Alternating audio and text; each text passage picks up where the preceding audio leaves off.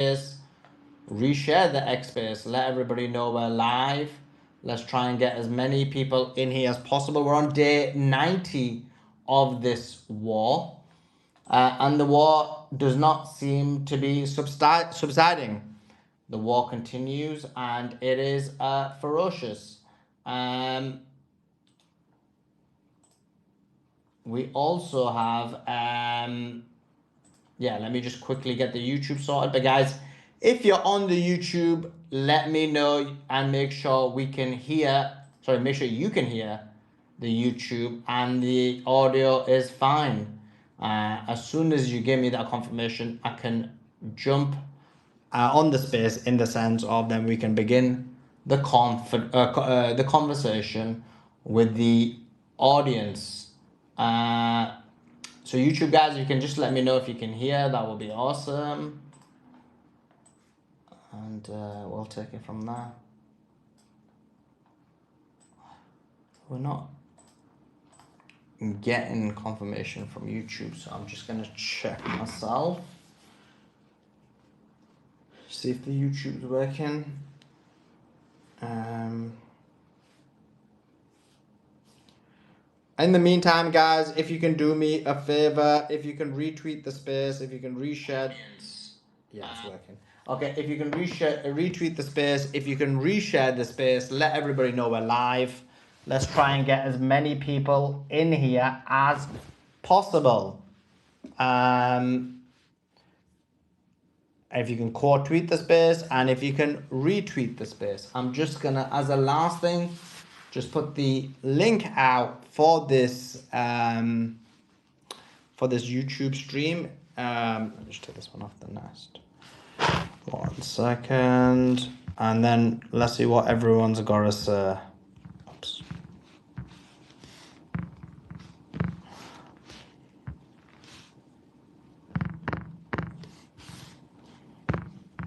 Okay. And yeah, we're live on YouTube, and we are live on the space. So just give me 2 seconds, and then we'll be ready to go. In the meantime, while you're waiting for me, if you can, as I mentioned, retweet the space, quote tweet the space, and let everybody know we're live. Oops, wrong one. Give me the space. Here we go. Live on YouTube. Okay. Sorted. Okay, let's go to Andy. Andy, hope you're doing well. Give us your thoughts. I mean, this is gonna be kind of interesting. Like the U.S., if they want to semi out without fully strengthening Iran, like as they were discussing, like what if the U.S. leaves and is like, okay, Iran's gonna charge their tolls, but we aren't gonna give them the sanction relief, so that would like make Iran somewhat stronger, but the sanction relief is the biggest thing for making them like Iran, truly allowing Iran to like ascend into like a superpower in a new multipolar world. So like the only way Iran would really be able to force getting the sanctions relief is by fully shutting down the strait and saying nothing comes through until we get the sanctions relief. But if Iran just accepts the toll system and then the US leaves, then they're not going to get that sanctions relief. Like, let's say that happens months down the line. So Iran would have to basically say nothing comes through except for maybe our closer allies like I mean, China obviously Iran's obviously gonna give China their stuff because China's helped them in this war, and then maybe Pakistan. Pakistan's kind of playing both sides, but outside of that, I think if Iran wants to get the sanctions relief, they really shouldn't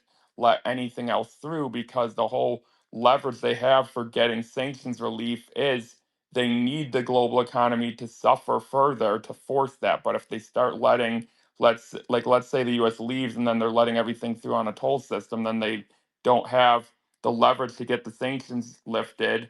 And I could see down the line the US saying, okay, sure, let's, they estimated the tolls at like 70 something billion a year, and that's a lot for Iran, but the sanctions relief is multiple times that per year.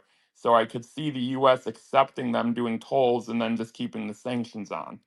So Iran, I think, needs to start factoring that into their analysis. I But could see the US. why can't Iran, if the US walks away, first of all, I think that's impossible because they've told the world that, oh, guess what, we want to stop Iran from getting nuclear. I don't think Iran will get nuclear, but now it's like you're just walking away, so you're just going to allow them to get nuclear from their side. But the other thing is that if they had control of the Strait of Hormuz, they could be very simple. They could say any nation that has sanctions on them or has helping facilitate sanctions on them will not be allowed to use the Strait of Hormuz. True, that's a good point. So they block the US ships and then the US wouldn't be able to Not get just their US. fertilizer. Like, for example, if you look Israel. at the current sanctions, if you look at the countries that have frozen Iranian assets, it's countries that rely on the Strait. South Korea, Qatar are two of the biggest countries that have frozen Iranian assets based on money that was procured by selling sanctioned oil. So you say to these countries that you're not allowed to use the Strait if you're going to help with the sanctions. Europe, if Qatar sends any energy to Europe, that energy can't go to Europe if they have sanctions. So actually, the Strait is probably more important because now you're able to force countries to not accept the. So if America was to walk away, that's what Iran could do, right? Yeah, they could just tell Europe, like, hey, if you want your fertilizer and stuff, then you have to ignore the sanctions. Yeah. So you agree that actually, if America was to walk away, it would actually be, even in that scenario, Iran would win significantly. Yeah, because America could maybe survive 1 year without it, but let's say next year they can't go multiple years without getting their fertilizer. 1 year, it's going to be bad enough. We're not going to see the real impact of this until the fall, with the price increases really going to hit in the fall because there is something, I think the numbers have heard from different people, it's like 70% of farmers said they weren't able to afford all of the fertilizer that they needed this year. So the fall, when all the food is harvested, is when we're going to see the food price increases. And if that happens again next year because America can't get their fertilizer, and then that's compounded on top of this year, that's going to completely decimate the American farming industry. And I think America is going to have to capitulate. I just don't see a scenario where there's another growing season next spring where American farmers aren't getting their fertilizer. That's just politically and economically untenable. The only way that's possible is if the plan truly is to completely collapse the West. That's the only way that could possibly happen, is if they're like intentionally trying to like starve us out or something. Yeah, yeah. We'll have to see. Pinky, jump in. What's your thoughts? Pinky? Oh, you just come up out here. Oh, one more thing. I think it's completely disgusting. They're trying to make a Trump $250 bill and change the rules to put living people on currency. Trump has done nothing to earn his face on a currency. It's absolutely disgusting. He is not worthy of representing our country in that manner for our 250th anniversary. It's an absolute disgrace, and I just don't see it passing Congress. Yeah, it depends. It depends on who's controlling Congress and whether he delivers for them in terms of Israel. If he does, then maybe they will. This is the whole point. This entire thing is for Israel, and how much, whichever way by which they get to benefit is the way they'll make their decisions, right?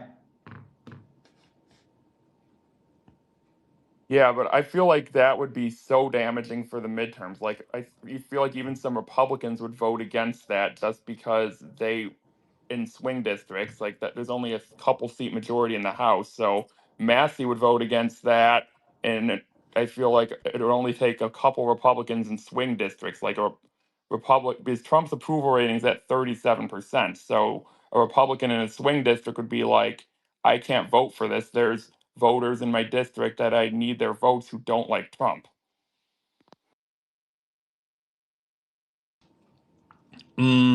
We'll have to see. I'm not sure about that. Guys, also, you can do me a favor. If you can retweet the space, if you can reshare the space, let everybody know we're live. You need to have your notifications on. Last night, we started the space. It was like in a UK time, I think it was like 6 a.m. So US time, it was like 1 a.m. So you need to have your notifications on so you're aware that the space is happening. So make sure you're doing that. That will be awesome. Um, so taking this into consideration, Andy, what do you think? Do you think there's going to be a deal or not? Not in the short term. I think there's going to be another round of war before an eventual deal. I think the sides are too far apart, and Iran is not going to compromise on their principles. Really, I think it's still going to happen. The bombing's going to resume after the World Cup. I mean, it could happen during the World Cup, but that would be crazy. But again, we're talking about Trump and Bibi here, who you cannot consider rational actors. And again, in Trump's demented mind, I could see him pulling some stunt around the time of the 4th of July and being like, 250 years ago, we freed ourselves from Britain. Now we're freeing ourselves from the evil IRGC and trying to equate the two when who we should be freeing ourselves from is Zionism. That should be the what we should be freeing ourselves from. The IRGC is not a threat to America. They're not the ones controlling and infiltrating our politics. They're not the ones who have done false flags on American soil. They're not the ones infiltrating our elections, but Trump's going to try to desecrate. I could see Trump doing something like desecrating the memory of our founding fathers and trying to do some type of America 250 attack on Iran around the 4th of July and trying to harness the patriotism and bastardizing our founding memory in that manner. I wouldn't be shocked.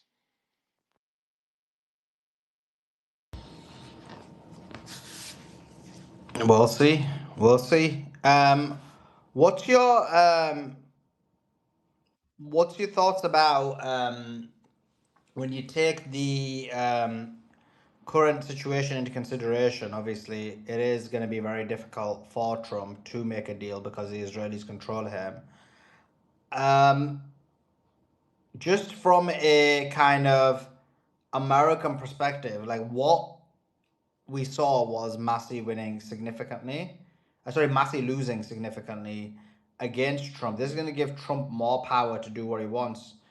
Based on that, how do you foresee his decision making pertaining to whether he gets a deal or not?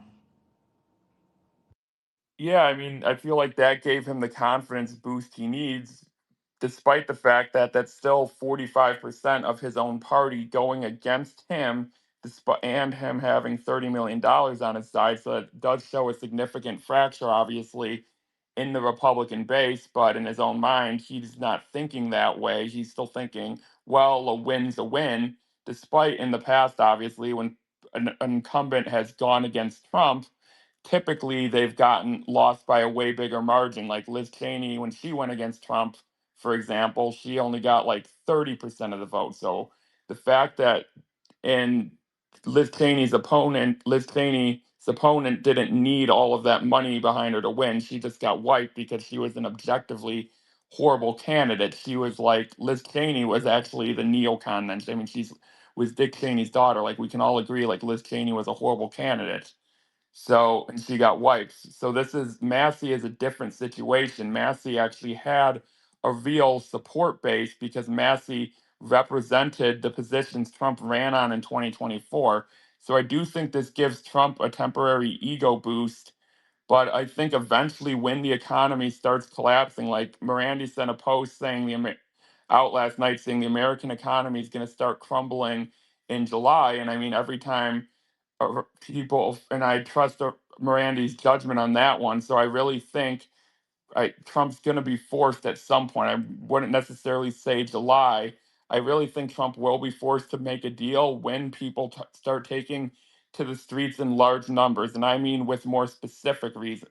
In specific reasons, whether it's economic protests or I hope not, but let's say Americans start coming home in body bags like after a failed island invasion. Like it's going to have to be a focused protest, not some no kings protest where people come out and protests for 20 different causes and no one has any clue what it is. But if people start taking to the streets to protest economic conditions from the war or dead Americans, if it unfortunately gets to that point, I think that would force Trump's hand, especially in the age of social media. It's not going to take years of protests like Vietnam because everything's amplified with social media. So if gas ends up getting higher, which eventually will happen because our strategic reserves are going to get drained over the course of the summer, I think Trump's hand will be forced. I just don't see a scenario where he's going to, again, unless Trump also said he doesn't care about the midterms, which also leads me to believe he could be thinking, and the whole plan is to just collapse everything and install the whole you'll own nothing and be happy agenda. That could be the other side of this, that is the agenda, because I don't recall another time where I've heard a president say, I don't care about the midterms. He said, I don't care about the midterms. I just care about Iran not having a nuke. Iran wasn't trying to build a nuke, so that argument falls completely flat, which concerns me that he doesn't care about the American economic situation at all when he's straight up saying, I don't care about the midterms. It's actually quite concerning in that regard. Yeah, yeah. Let me just give some breaking news to everybody, and then we'll take it from there. 1 second. Here we go.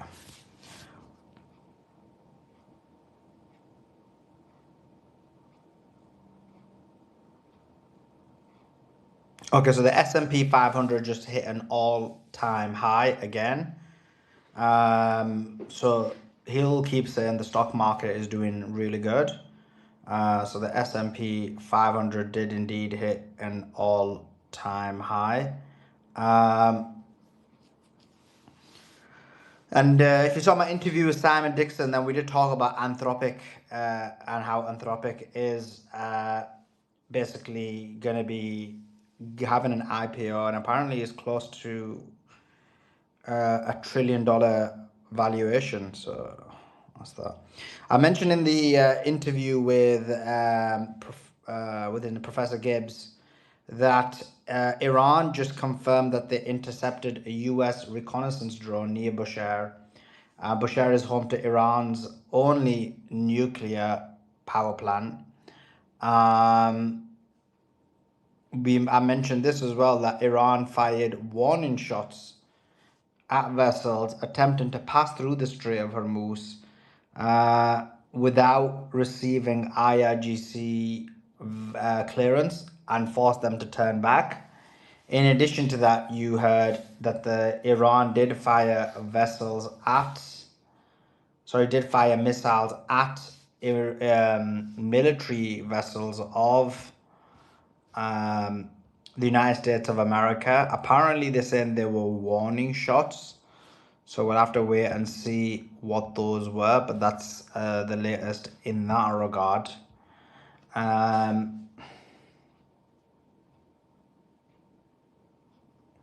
Just looking at some more news. That's kind of largely a lot of the news in the last hour or so. It is quite a slow news day, to be honest. There's not a huge amount of news. There is a lot of kind of engagement, as we mentioned. There's the kind of engagement that we mentioned from last night, where we thought the war probably may have restarted, and then we've seen this as well, which is the Iranian vessels being fired upon because of Iran firing on some American military vessels that are attempting to navigate through the Strait of Hormuz. And obviously, you guys know that the real conversation is like there's conversations about a deal and whether a deal is close, and we just don't know what's happening with that. Now, Russia's Universal, a 242,000 barrel tanker, was initially bound for Cuba but has changed its course and is now heading to South America instead. So it seems like some are suggesting that Moscow has obeyed the US blockade of Cuba. So I will ask our Russian guest that we've got today about that, because remember I spoke to Pepe Escobar and he said, "Oh, Russia and China are wholly going to be supporting Cuba." And I said, "What, militarily as well?" He said, "Well, maybe not militarily, but in all of the aspects." But I don't know. This is kind of. Then also, New York Times report a Chinese tanker bound for Cuba also diverted towards South America earlier this year too. So we're gonna have to see if these countries are obeying the U.S. blockade. Beatrix, thanks for turning up. We've been going for like 10 hours. War restarted again, and you were asleep.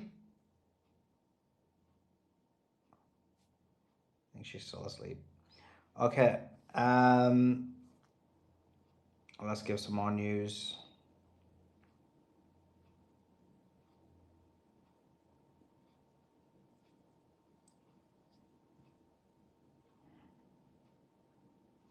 Iran is denying that the deal is done again. A source close to Tehran's negotiating team said the text isn't finalized. The Pakistan media hadn't been notified, and Western reporters say otherwise are not credible. This is what Iran is saying. Dropsite is claiming that there is a deal, and the MOU is with US. Iran has zero trust in Trump or the US as well, and can't rule out the chance of more Israeli strikes. Therefore, Iran is proceeding cautiously. And the statement they got was, quote, "Some voices in the Iran side are concerned that President Trump may reconsider his position at the last moment. Trump needs to cultivate the image of a victor in the war. We cannot regard Trump's decision as definitively finalized until financial markets close at the end of the week." But remember, we spoke to Professor Morandi about that, and he felt like some of the stuff they were saying was false. But anyway, our job is to give you all the information.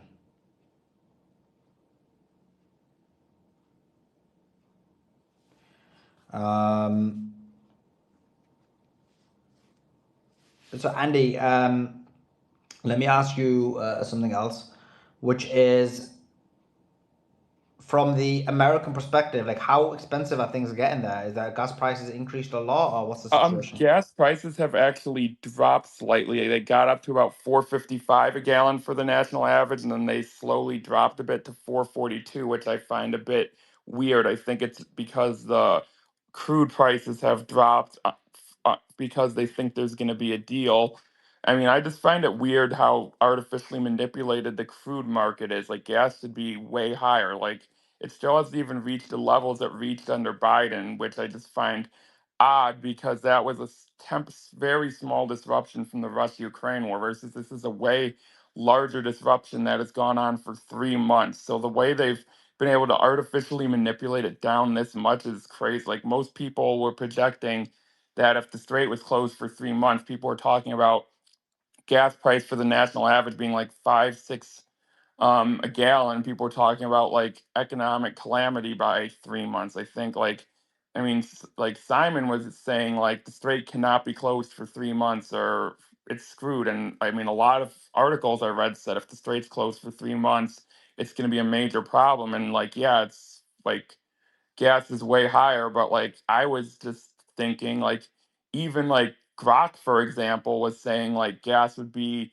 above 5 when I asked it before the war too. So like Simon, all the articles I was reading, Grok, like everything was saying gas would be way higher than it is now.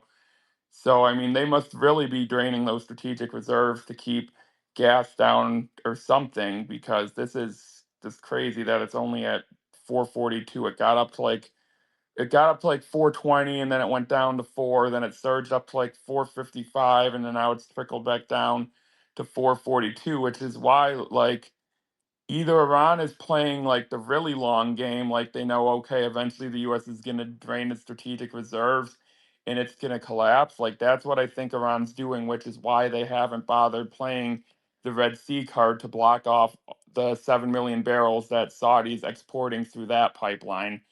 Because I think Iran knows that if Iran's probably thinking that if they do that, then the US would escalate again. And Iran's like, okay, fine, we'll just sit here for months and wait for the U.S. to drain its strategic reserves. And that's maybe why I think Morandi made that post last night saying the U.S. economy will begin to crumble in July, because maybe that's the estimate that Iran has on when the oil crisis will really hit the U.S. I mean, I trust Morandi's timeline on that. He posted something along the lines of, we won the military war and we'll win the siege warfare too. So Morandi's thinking is basically like this is a long-term siege, which I think is not a bad strategy for Iran. Like Iran knows they can win a new round of kinetic war, but Iran obviously would rather probably win a slow burning war and not have thousands more of their civilians massacred and have another $100+ billion of damage done to them, because obviously you don't want to see schools get blown up, hospitals get blown up, energy grids get blown up. Like, yeah, obviously Iran could retaliate and blow up Gulf oil, but I mean, mutually assured destruction, sure, Iran could win a scenario where everyone gets decimated, but you'd rather win economically than militarily without taking significant damage. That's what I think Iran's going for. I think they're trying to basically win, kind of, if you use a UFC analogy, win by making the other opponent tap out. And I think that's what they're going for, which is not a bad strategy. Yeah, and just by the way, guys, just to let you know, tomorrow we're going to be starting a bit earlier, so you're aware. We're going to be starting about 9:30 a.m. Eastern, so watch out for that, because we've got so 9:30 a.m. Eastern, we are going to be starting tomorrow, which is a bit earlier because we've got Scott Ritter coming on, so watch out for that. And then we got Lieutenant Colonel Daniel Davis at 2 p.m. Eastern. So those are very great pieces of conversation that you need to watch out for. Let me just give some more news. One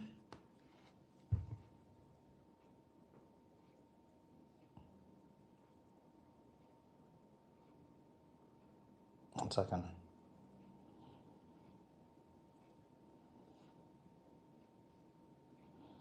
Which is, 1 second.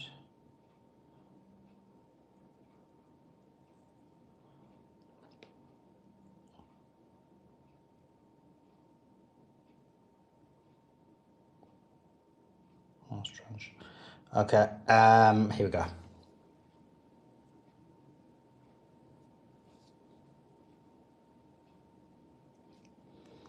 Okay, here you go.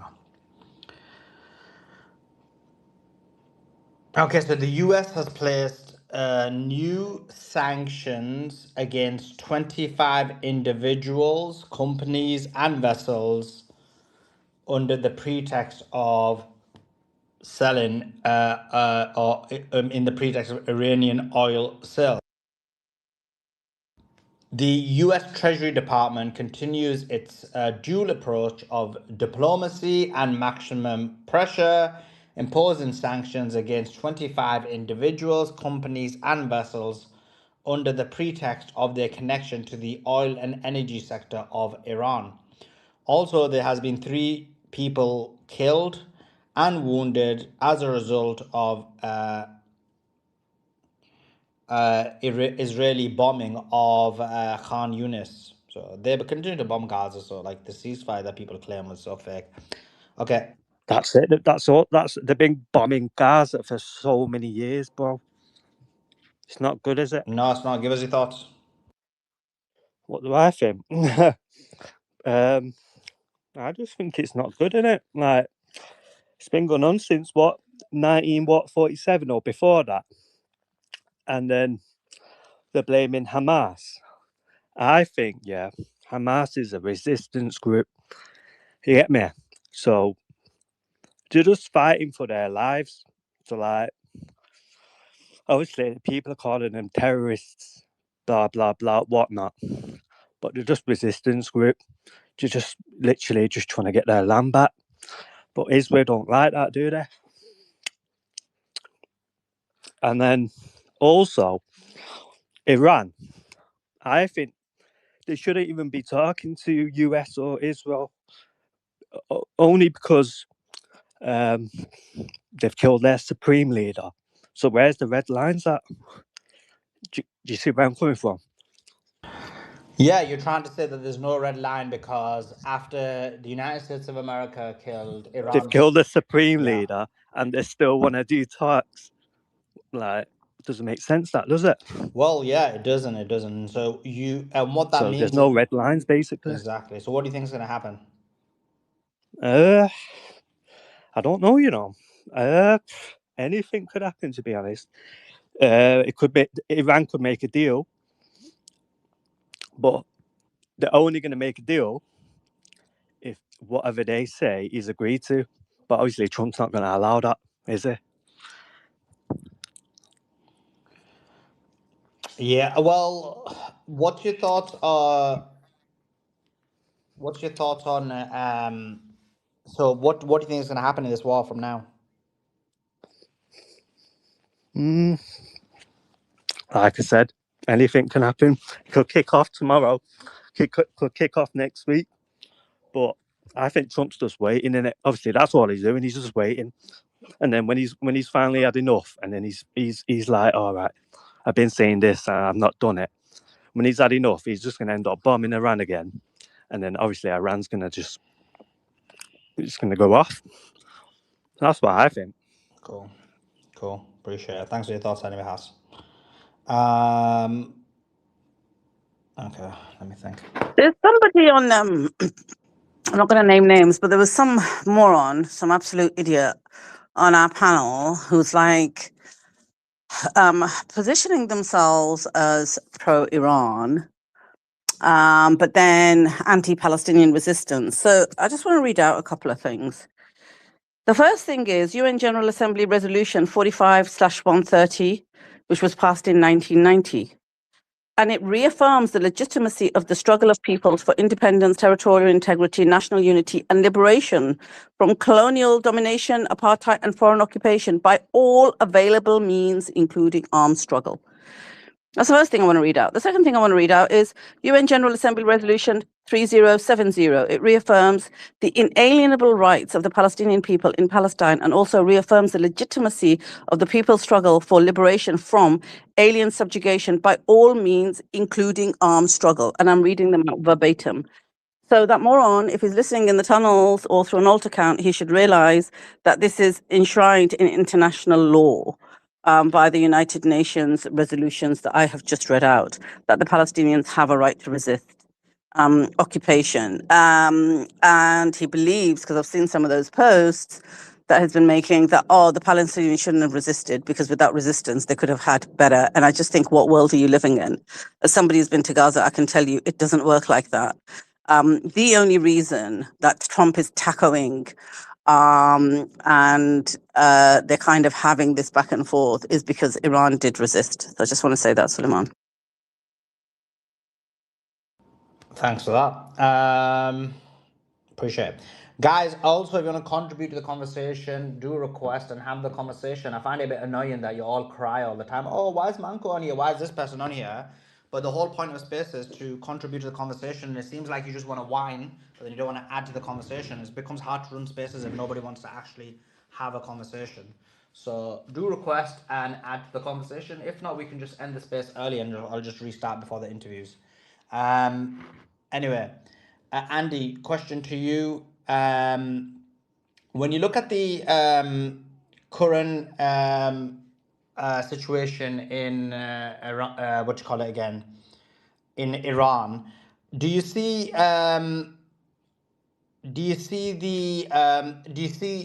basically, because what's going to happen is obviously these pro-Israel people are going to push Trump to continue with the war. Do you foresee like there being a big pushback in America? And the reason I say that is because obviously you saw Massey lose, right? So this is going to invigorate Trump a lot to continue doing what he's doing.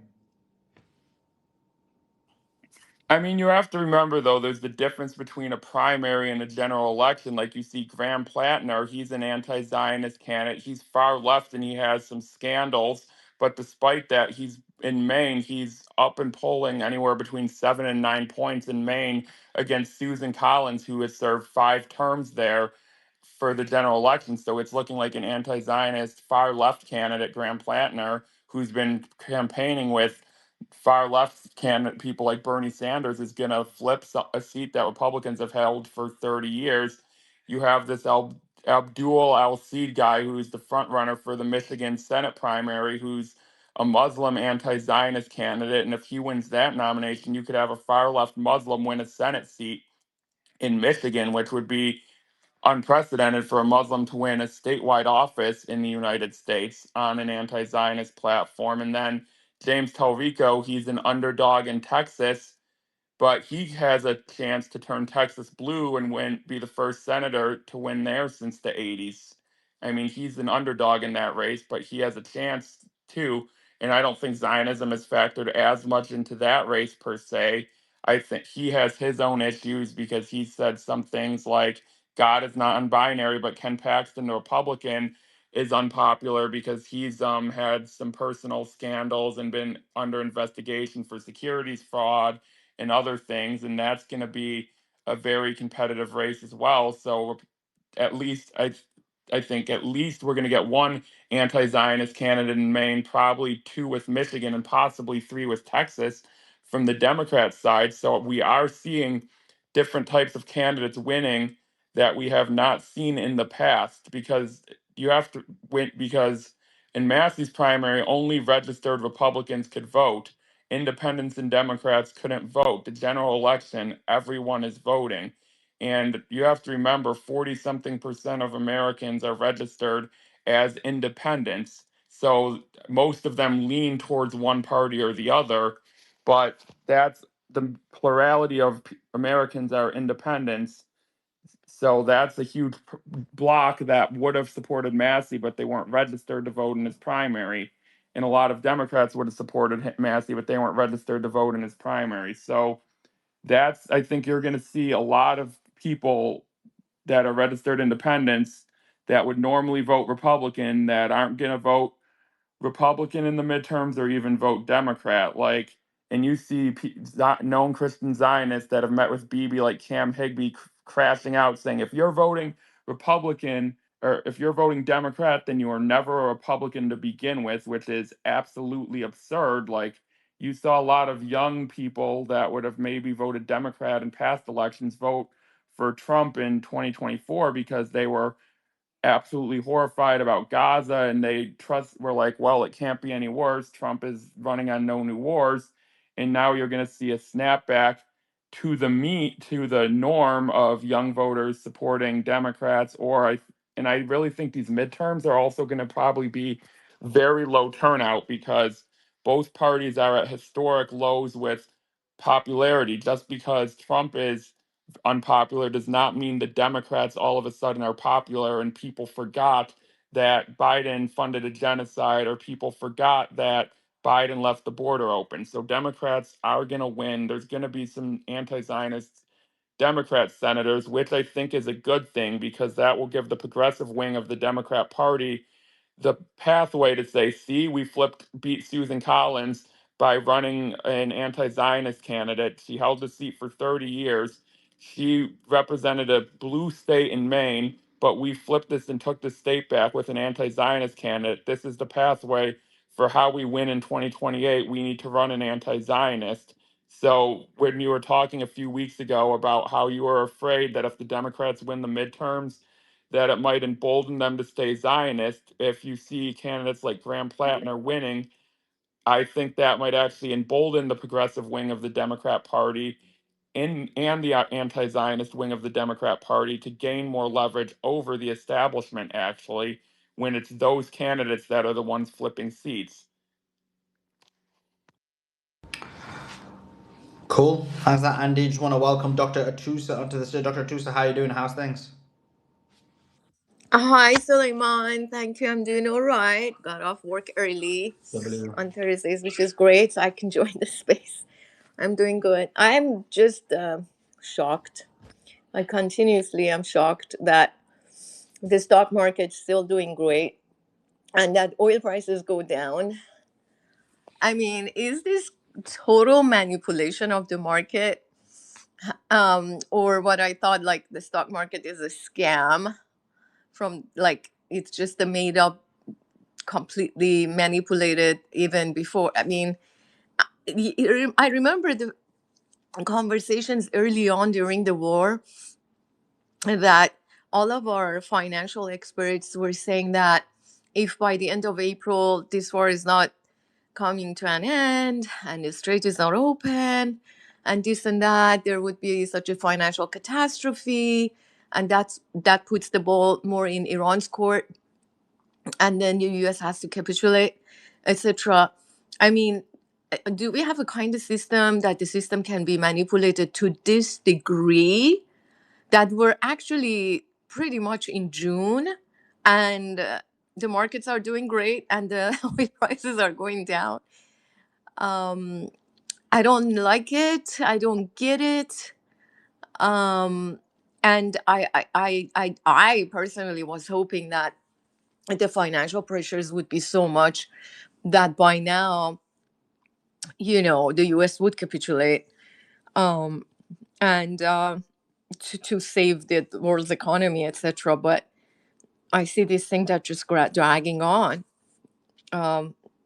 because the market doesn't budge and the oil prices don't budge, even though it is like the oil prices are high, but not as high as we expected, right? Like crude oil, Brent, etc.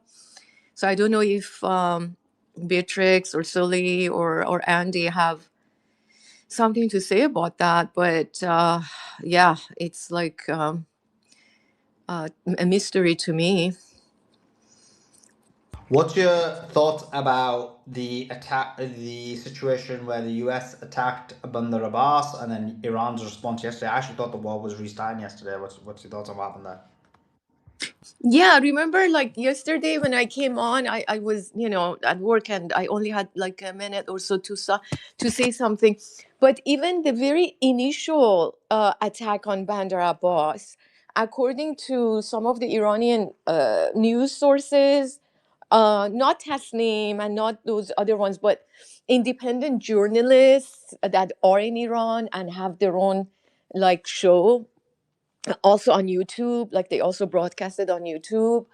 They were saying that even that initial, like a couple of days ago, not the one last night, that when it started a couple of days ago, it actually started by Iran when they actually targeted a ship and hit a ship that was trying to pass through the strait without the authorization from Iran. And supposedly they had some sort of a green light by the US Navy, and then Iran opened fire on them. I mean, it didn't, cause too much damage, but they backed up. They turned around and backed up. And then that's when the US Navy started bombing Bandar Abbas in retaliation or in response. So even the very initial attack on Bandar Abbas a few days ago, a couple of days ago, or 3 days ago, um, was Iran basically putting their foot down and saying, "We control the strait. How dare you try to pass through it without our permission?" And they said what they said they would, right? If you want to pass, we're okay with it, but you have to have authorization and you have to do the paperwork and pay the dues, etc. Otherwise, you'll be faced with some serious, action by us. And they did. So then apparently US fired on them.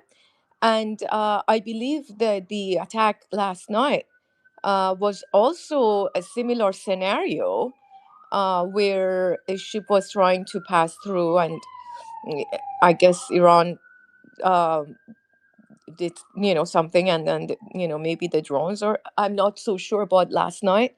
But what I was hearing it while driving home, that that it was the same scenario.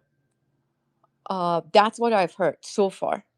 I haven't had time to read your page to see What was what the you. same scenario, Dr. Tusa?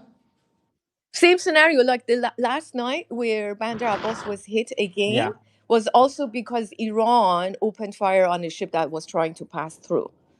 without permission. That's what. That's And the. You said that's the American claim. is that the American? Well, that was the Iranian claim, even regarding the attack on Bandar Abbas a couple of days ago, meaning the very initial attack, like 3 days ago, according to these two Iranian, and they are in Iran and they're very much pro-Iranian government and everything. And they said that that's why U.S. Navy opened fire on Bandar Abbas in retaliation. So, and otherwise, Yeah, I what don't believe. I hear I about, don't believe that. There's no evidence for that at all, other than your friend and obviously the Americans. What? no, they're not my friends. I can send you their YouTube channel. It's all in Farsi Oh, though, okay. I but I don't can. speak Farsi. I know.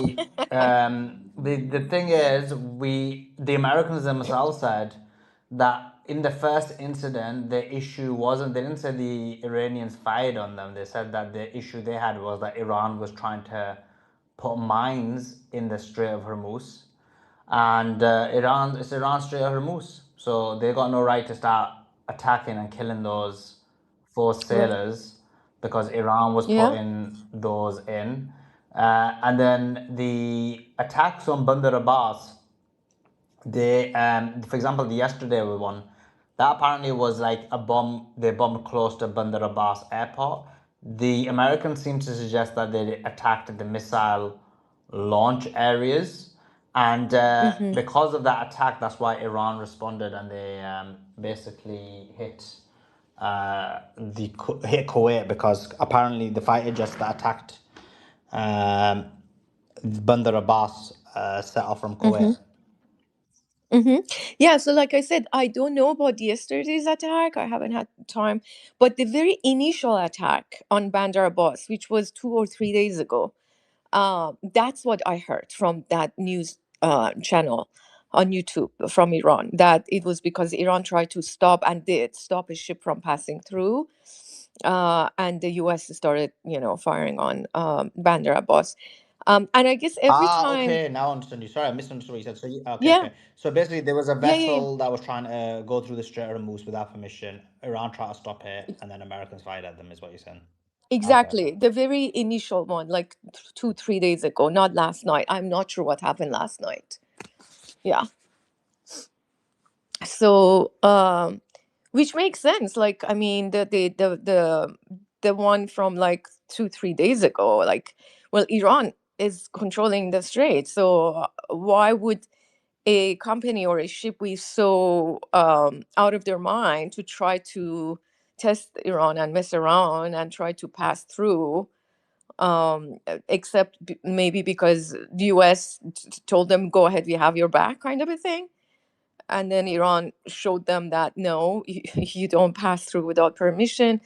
And that's when the firing started, etc.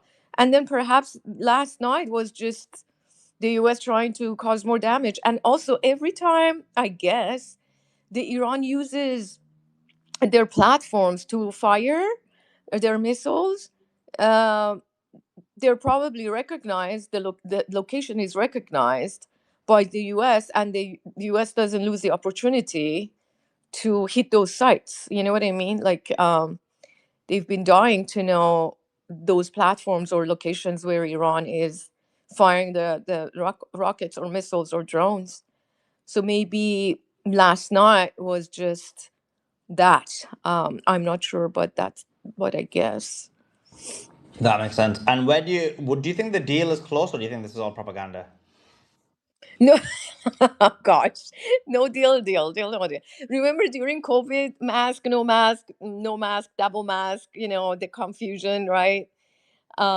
Creating confusion. I mean, confusion is one of those things, right?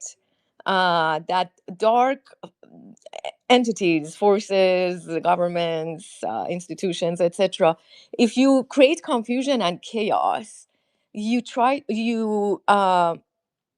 think that you can control the messaging better. So what I heard is that there is no deal, and that was from Iran.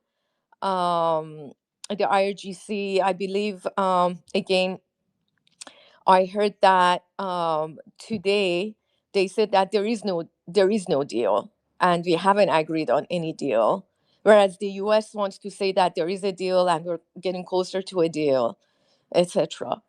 I personally think that there is no deal, because I feel like the two sides are too far apart on so many of these points. I don't think it's likely or wise for Iran to, let's say, give up the control of the strait. I mean, that to me, it's just throwing your hands up and sort of showing the white flag, which I don't see Iran would do. So that's one thing that I don't think they will give it up. And we see how Trump threatened Oman for working with Iran to work up a system for the strait to control passage of ships and monetary sort of systems, etc. So that's one point, that they're too far apart. Then it's the sanctions, right? Why would US or the West agree to suddenly lift the sanctions from Iran, right? The axis of evil, the number one terror, la la la la la, all those rhetorics, right? The false narratives that they have. What is their incentive? Like, if the markets were crashing today, then okay, I would see that is because they're seeing that the world economy is collapsing, and they're like, okay, we lift the sanctions, you can control the strait. But even though that's a great leverage for Iran, the economical devastation, the passage of ships, etc. But then why is it, and that's why I started by saying, why is it that the markets are doing so good and the oil prices aren't going so high? So again, why would suddenly the US and the powers that be would lift all the sanctions from Iran and let them be a regional power, whereas Israel, which controls many of the politicians, many of the people in power in the US, just would not accept that? Then if we say that there is a deal and that the US has capitulated, then we have to also, by inference, agree that, well, are they now not supporting Israel and their expansionist agenda? So that's why I don't see personally how this deal can be agreed upon unless and only when we do see in actual terms the economical devastation of the war impacting the markets in real time and increasing the oil prices to a degree that it's just unacceptable for everyone, and also that the Gulf states are going to be pressing or pushing, because if they can't sell their oil, that's another part of the whole scenario, and I just don't see that yet happening, right? So not sure if the economy has shown yet the signs that such capitulation by the US right now is a likely scenario. Just don't see it. So So you basically agree with the Professor Graves, where you think that this is going to stagnate for a bit of time, at least a month or two, before some kind of decisions made, whether to escalate or to de-escalate.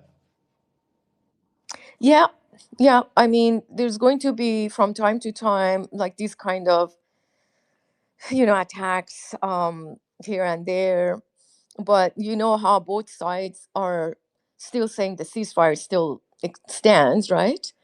um I think in some sense both sides at this point benefit from dragging it, honestly. um Obviously Iran will pay the worst economical price for stalling this situation, but they also understand that there is no deal, because the US will not accept their terms. And they also don't want to escalate yet, because they also know that Lebanon and Gaza is, in a sense, kidnapped, by the Israeli government. Like, they would retaliate so hard, because they know that Iran can devastate them, right? So their way of getting back at Iran and US, if there is a deal, is just to devastate those regions, right? And Iran understands that, because those regions are taken hostage by the state of Israel. So they see that, right? Israel knows that if they attack Iran, they're going to be destroyed, like in the previous war, right? But the way they would retaliate is by carpet bombing Lebanon and continuously carpet bombing Gaza. So yes, both sides are delaying that escalation situation unless it's absolutely necessary. Would the deciding factor be the world's economy? I think Iran is waiting for that, and that definitely plays a huge role in whether or not the US capitulates. I do words of and use of alliances. You can correct me if I'm wrong or give us an update on the alliances between Turkey, Pakistan, and Saudi Arabia. So I don't know how those kind of alliances in that region can play a role, which I think would take a little bit of leverage away from Iran. So I don't know if you want to give us your take on that, Soli Yeah, I mean, or Andrew. I have seen people make those claims. A lot of, for example, you saw the pundits who've been coming on believe that there is some kind of axis between possibly like the Gulf states are moving more away from US, and like Pakistan is becoming like the military arm, while China and Russia are becoming like the financial arm. These are the claims people are making. I'm just not too convinced about it, because I know how entrenched the United States of America is in these countries, and these leaders are always afraid about being usurped. But let's bring Zina into the conversation. Zina, thanks for joining us. Hope you're doing well. What's your thoughts? Thank you. There's something that I'm really struggling to get my head wrapped around, and to be honest, there's so many big brains that you bring in your interview and that sit on this panel. This is a little bit intimidating, but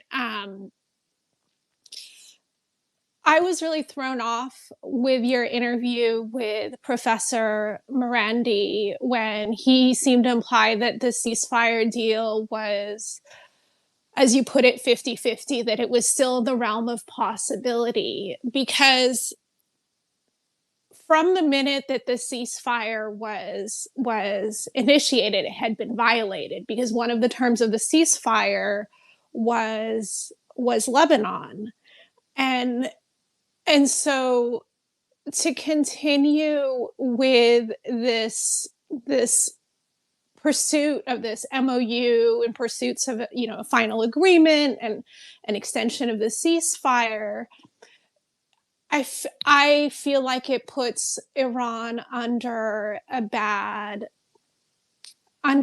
light, because they're willing to accept the terms being violated one-sidedly. And yes, they did retaliate yesterday with Kuwait, and there has been these little, back and forths, but to maintain that the ceasefire is still in effect.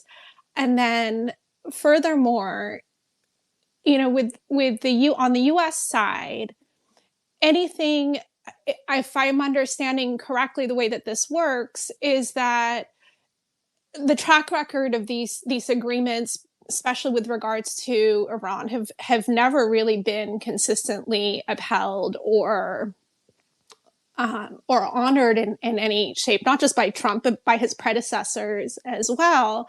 And so even if there is an agreement, first of all, there's a change of presidency in 2 years. And so who knows what that next administration is or what they would or wouldn't uphold. And unless it's actually ratified as a treaty, which would require, congressional approval, which I don't think is very likely, there's no guarantees that any of this will uphold. So what is the point? It's because it seemed to be that you were in agreement that they were holding back on the possibility of any major retaliation because, if this agreement does go through, it would be in their favor. So they would think it's a bird in hand, and I'm not seeing that either. So I'd love to hear you explain a little bit, or maybe some of the other people explain. So let me ask you something, Zina, because I've explained my view quite a bit, and I don't mind explaining again. But so from your perspective, from Zina's perspective, what would be the idea? What do you want to see happen next? I mean, I personally, I No, because would. the reason I'm asking the question is because obviously, and I'll explain my thought point, but obviously you disagree with it. But then, what is your ideal view on the way this should be handled? I think from the moment that the ceasefire was violated from the beginning with the bombardment of Lebanon, and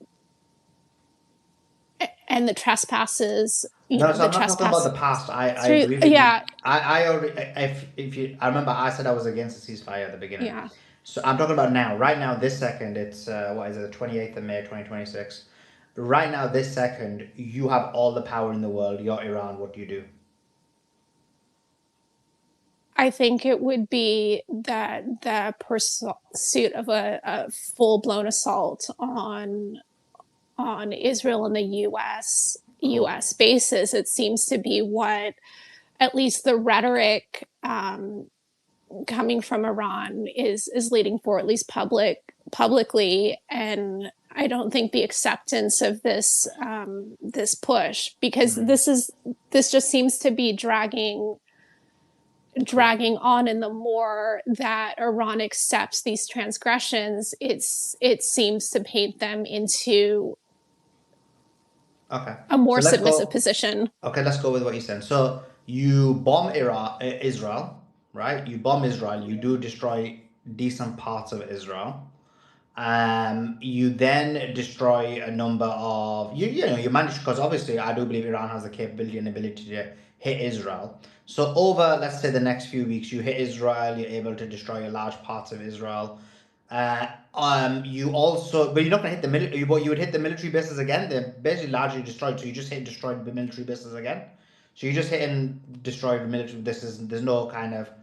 There's no utility in that because the military bases are already destroyed. So I don't understand the logic behind that. But okay, let's go with that. They just bombed more of the same military bases. At the same time, United States of America and Israel now start bombing Iran.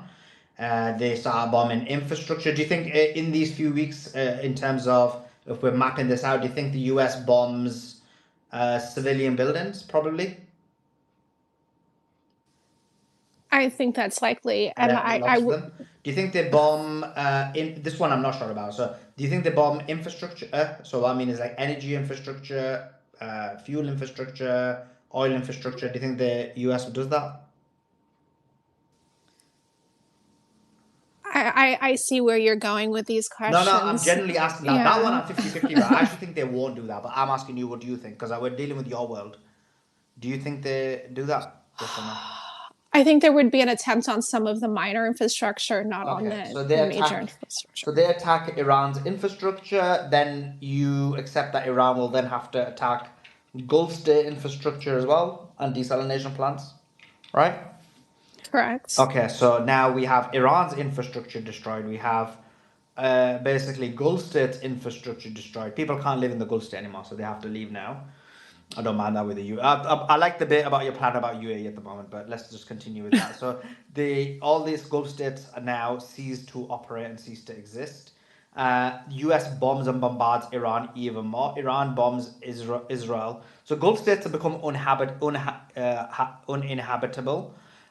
Iran, lots of loss of life. Their infrastructure gets hit. They can still live in Iran, but this is severe destruction of Iran. How long does this go? So let's say this goes on for 6 weeks or 7 weeks, and then obviously US is gonna then ask for a ceasefire again because they're gonna be running out of defensive deceptive missiles. They're gonna be running out of offensive weapons, so they'll ask for a ceasefire again. Iran may or may not agree to that ceasefire. Let's say they do agree. Let's say that either way, you agree or don't agree, you're going to be back to the negotiation table, right? You agree with that? Correct. And Yes. then the question about that is when you're back in the negotiation table, what will you, and this is the really important question I've been thinking about, what will you get then that you won't get now? So you've got, based on not doing the deal now, doing it then, you've got so many more lives lost, the Gulf states lost, but Israel has paid because, and I think it is worthy having a discussion because they need to pay for their actions as well. So I'm not trying to. I hope you don't think I'm trying to minimize what you're saying, because I did it. But I'm just. This is the thought I've been going through myself, so I'm just going through it with you. So now, what does that deal look like? How is that deal different to this current negotiation? Is what I'm trying to ask. I believe that at the point where they do all of this, of course, is a gamble, right? Because the assumption is that at the end, in this scenario that you've just laid out, the assumption is that at the end of this, Iran would have caused more damage than it would have incurred it itself, let's and go with would that. therefore be in a more dominant position. No problem. Let's go with that. Let me go with that. Let's see with that point. So now, but then what's different about the deal that Iran tries to get then than now? That's the main thing I'm asking.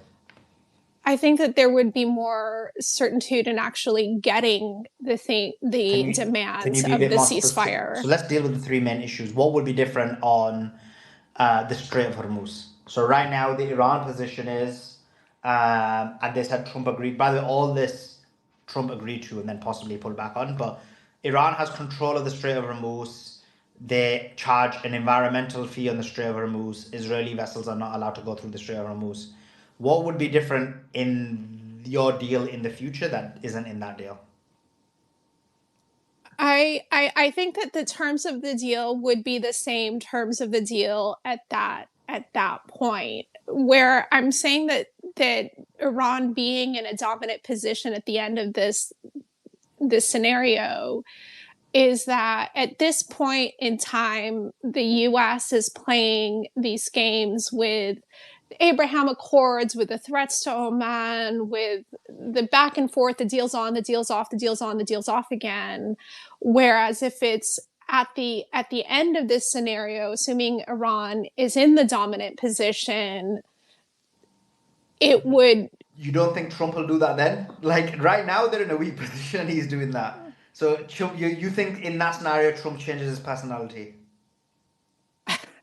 I don't think it's a matter of changing personality, but I think it would really force the hand. Come on, he'll still do that. Like even in that scenario, what you're basically relaying, he'll still be like, "Oh, there's a deal, there's no deal. We destroyed their navy. We destroyed they've got no energy now. They can't live. The people are dying. They need me to save them." They'd be like, "But sir, Gulf states to destroy." Be like, "Yeah, that was a sacrifice they had to make. This is your scenario. The sacrifice they had to make. We're all right. We're in America, but now they're gonna have to make a deal. They've got no energy left. They need energy, so they're gonna have to come to." He's gonna do all this propaganda. Then he'll have actually more things to claim then, which is that Iran has no energy, or Iran has no water, or Iran has no things. But anyway, the main thing is this. Coming back to what you were saying, that under your situation, you're saying the parameters of the deal will be the same. And so the reason I want you to say that was because we're left with the same situation. So the deal then and the deal now is the same. The issue we both have is Israel during this period will still bomb Lebanon I think they'll do it then and they'll do it now. They won't change because for them, they are psychopathic. They don't change.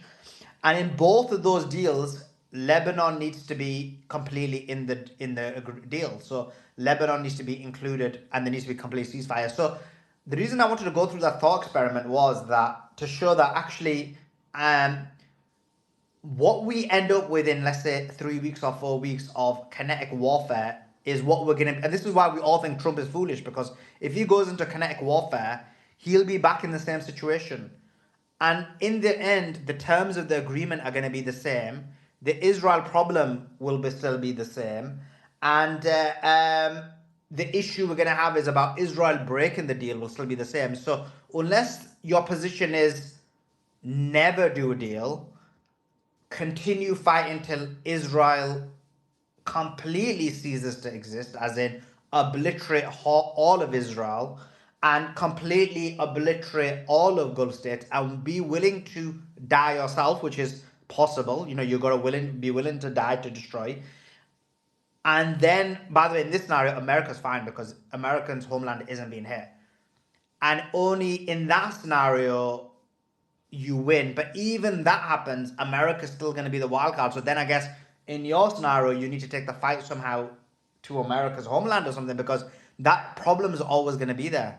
And so I guess I'm trying to go through like thought experiment to say, like, this is the issue I have, that the current deal they've got is so good that I don't see what else they will achieve other than more loss of life, the destruction of the entire Gulf, and the harm, significant harm to a large part of Iran as well. And actually, there will be people who die from starvation as well, because if they don't have access to energy in these very poor rural areas, they don't have access to water supply, these people will be struggling significantly. So it's like sacrificing everyone for the same, almost a similar situation. Oops. I just have one point of difference. And for me, this is a little bit personal because I'm, you know, my family's in Palestine. I have family in Gaza. We've lost quite a few members of my own family. I've got family in the West Bank. We've also lost family there. And, you know, watching everything happening last night, over the last few days, especially in Lebanon, has just, it's gutting. But I think part of this too is that by Iran engaging Israel in this manner, they would have to pull back. They wouldn't be able to maintain the same level of ferocity in Gaza, in the West Bank, and in Lebanon all at the same time, while also defending against Iran. And you know, in that hope, maybe that the resistance in Lebanon, whether it's Hezbollah, Amal, or in the West Bank, or, you know, in other resistance groups, would be able to re-up themselves and be able to reclaim and at least defend or reclaim some of what's been lost, especially in the last few weeks and last few days, especially. Yeah, so that's a fair question, but Zina, your thing would work only in a totally different scenario. It has nothing to do with this war, because when they bomb Lebanon, they use the Air Force. When they bomb Iran, they use the Air Force. When they invade Lebanon, they use the ground force. If Iran was to send hypersonic ballistic missiles, it will be missiles. They will just be able to use their defense interceptors. So the different avenues of engagement don't actually completely overlap. There's a slight overlap, but not a huge overlap. What would be actually the ideal move to make, which I think should be happening, but unfortunately it's not, is this moment in time, while the war in Lebanon is going on, if the war in Iran, so basically what should have happened, and I guess I'm going to the past even though I told you not to, but if this was to go kinetic again, is if there was to be Iran going kinetic, Lebanon is kinetic, then I think Gaza and the West Bank, the resistance should become kinetic as well, and then you've got Israeli on the ground dealing with multiple fronts. Then they will become depleted.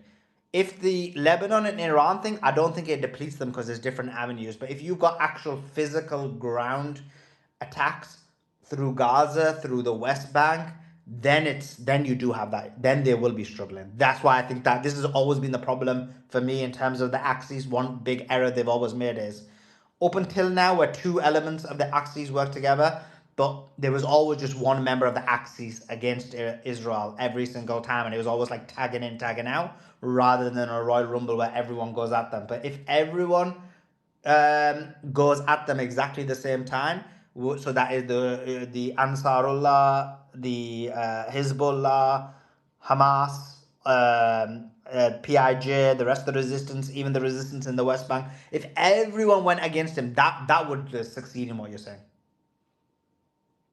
Thank you so much for taking so much time to work this out with me and to answer it. I really appreciate it very much, and all the work that you and your team are doing. We appreciate you, Zain, and thank you so much for coming in. I really enjoyed that conversation as well.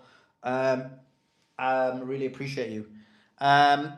Was there anybody who wanted to jump in and add anything to that conversation? Because you managed to get the panel people to come into the panel. Yeah, Sully. Oh, sorry. Go ahead.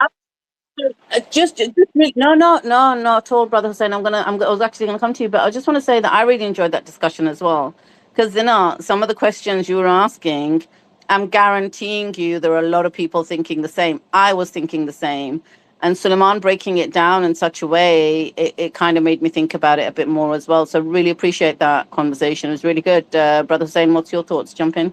Yeah, I'm gonna be the hardliner here, I guess, and just kind of say the quiet part out loud as to what Iran should have done. And I've said this 1,000 times before. I mean, and Sully, we could play out this scenario too. I mean, like, what are the implications? What are the scenarios that can happen if Iran just decides, you know what, negotiations are never going to work. This is going to always lead back to war. The only safe guarantor of us having a security in the future is for us to have a bomb, and we're going to have to just build a nuke and just call it. I mean, what can America at that point do? They've already bombarded Iran to smithereens, and still they're still there, and nothing has Well, there's changed. nothing to play out. I agree with that position. I've been saying from day zero they should get a nuclear bomb. I agree with you. I think this is a big mistake that they've made. I know they say it's because of the fatwa of Sayyid Ali al-Khamenei, but look, fatwa can be overruled. Well, I don't know how it is in Shia Islam, but within Sunni Islam, how it is when you have a fatwa, you can have another fatwa that supersedes that fatwa, because it's based on your current time, your current situation, the social situation. So I mean, unless in Shiaism, It's the same belief. It's the same way. Yeah. yeah, I thought it would be because Shiaism is very similar to the Hanafi school, especially the Jafri. So that's why I thought it was. But Piroz put his hands down, so I assumed that maybe Shiaism have some kind of like binding fatwa forever, which I think would be actually. I mean, I don't want to attack anyone's religion, but I wouldn't see that as being very logical. No, to my understanding, it's the same concept. But my thing is, like, when you're facing a security, if you're facing, like, your country is never going to be secure in the future, and your people are going to be always worrying about bombs being dropped on them. I mean, at that point, you're going to have to make a decision to say, you know what, the only way to defense is to have this nuclear arsenal of whatever. I think they could make like 10 or 11 bombs, the estimated is, but whatever the case may be, even one would kind of, like, have some kind of deterrence. I mean, what's America going to do? The special forces cannot come in to try to take it out. That's not going to happen. They already tried that and it didn't work. And so, like, at this point, it's like the negotiations are going nowhere. Like, Trump is saying one thing and then he's backtracking on everything he's saying. He's just playing, like, the markets and trying to, keep his pockets full. Gas is still the same. I mean, I don't know. The prices seem to go down on the crude oil, but I mean, where I'm at, the prices have been, near $5, and it's not really moving. But I'm sure his people are making money in the markets. But again, going back to Iran, like, there's no way out of this. Like, it's whichever way you're looking at this is always going to lead back to war, and it's all because of Israel, obviously. But the only way to really deter this in the future and in the near future is just to say, like, you know what, screw it. We're going to build the bomb, and there's nothing you guys can do about it. And if you want to test us, just test us. And look, at the end of the day, if it's going to lead to an escalation in war, it is what it is. But we know for sure that it's never going to go to a point where they're going to be annihilated, because if their backs against the wall, they can just do what Israel does and say, hey, you know what? Our backs against the wall. We're going to use nukes if you guys don't back off. And that's a deterrent in a way, and that's the way I've always felt about Iran, that they should have taken that kind of road, and I think it would have saved a lot of time and trouble, and Israel would have backed off and America would have backed off, but I don't know. That's just my assumption. That's my assessment. Yeah, look, listen, I agree with you about the nuclear. I think they should have got it a long time ago. I think I'm against nuclear bombs, right? Completely. I think no country should have it whatsoever. But currently, the situation of a nuclear bomb is it's a deterrent. It's a deterrent never to be used, but to stop someone else using it against you. So I'm with you on that. In terms of what was the other point you made? I guess the other question is, and then it goes back to the same conversation I had with Zina, that do you preemptively strike under the current situation? And I don't know. I don't think you should, because again, you're back in the same point and you're back into the same situation. I don't care about I don't care about people's. I don't care about the social view of you, because social views of people change all the time. It's just based on manipulation. Like, look, the social view of the United States of America in the last 26 years has been very positive, even though like so many people have been killed. Same with all the rest of these countries. So social view I care less about, but logically, when you take it, like, what will you achieve? What will be the utility? That's when I think that maybe they need to just hang off and see if a deal can be made. Peruse, you put. think just really quickly, Suleiman, I think Brother Hussein, isn't it fair to say that your take on Iran and its possible options has been very consistent from even before the 12-day war? I remember during the genocide, you were like, what the hell is Iran doing? They need to go in hard, and they need to go in hard now, and especially during the 12-day war. And with hindsight, I think they probably wouldn't have been in this position, right? Yeah, I mean, I've had the same view, since before the 12th day and post, and where we are right now. And again, I'm not a military expert, of course. I'm not going to sit here and speak on their behalf, but just looking at it from hindsight and looking at it from outside in, I feel like if they were more aggressive earlier on, I think a lot of this could have been avoided. Maybe not entirely, but I think they would have been in a stronger position. They are still in a strong position now, but I think they would have been in a strong position, and I think things would have just turned out a little bit more different. I mean, they had Israel's, their backs against the wall. They ran out of interceptors, and I felt like if they just kept going, especially during that 12-day war, they would have put on massive more amounts of damage. And then even now, up until when they stopped, the interceptors were all gone, near all gone, and the Gulf states were pounded. Israel was getting pounded. Dimona got hit a bunch of times. Like, they weren't able to stop any of it. And now, just mind you, even though they did this ceasefire, quote unquote, and they're doing negotiations, what happened is that now the Air Force, the Israeli Air Force, has full capacity to strike Lebanon at full force, while they kind of had like a little bit of a deterrence where they were bombing Iran or using their fighter jets to go strike or try to strike Iran. So their Air Force was diverted and wasn't fully like locked in on just Lebanon. Now that Iran has stopped that, um, they kind of like gave Israel like the full blown Air Force to go strike Lebanon. So in my view, like, I felt like it should have never stopped. To be honest, it's either you go in and all in or not or nothing. But I don't know. Again, like I said, my assessment has been very, very consistent, and I'll do criticism where it needs to be criticized, and I'll do praising where it needs to be praised. So yeah, I mean that's where I stand, kind of, sort of. Appreciate that, Hussein. Just want to thank Rasha for the £20 super chat and say legends. You mean legend? I don't know who else is in this plural. Keep up the good work. Been listening for ages and really admire the work you do. Well, I appreciate that. Thank you so much. Is that No, our I don't think it Russia? is. Oh, okay. Oh, thank you anyway, Rasha. I appreciate you.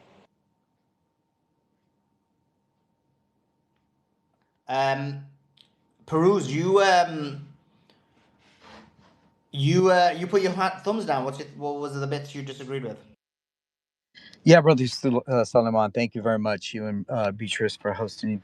Salam alaikum to everybody here. I just wanted to follow up. Look, I agree with 95% to what you and Brother Hussein was saying.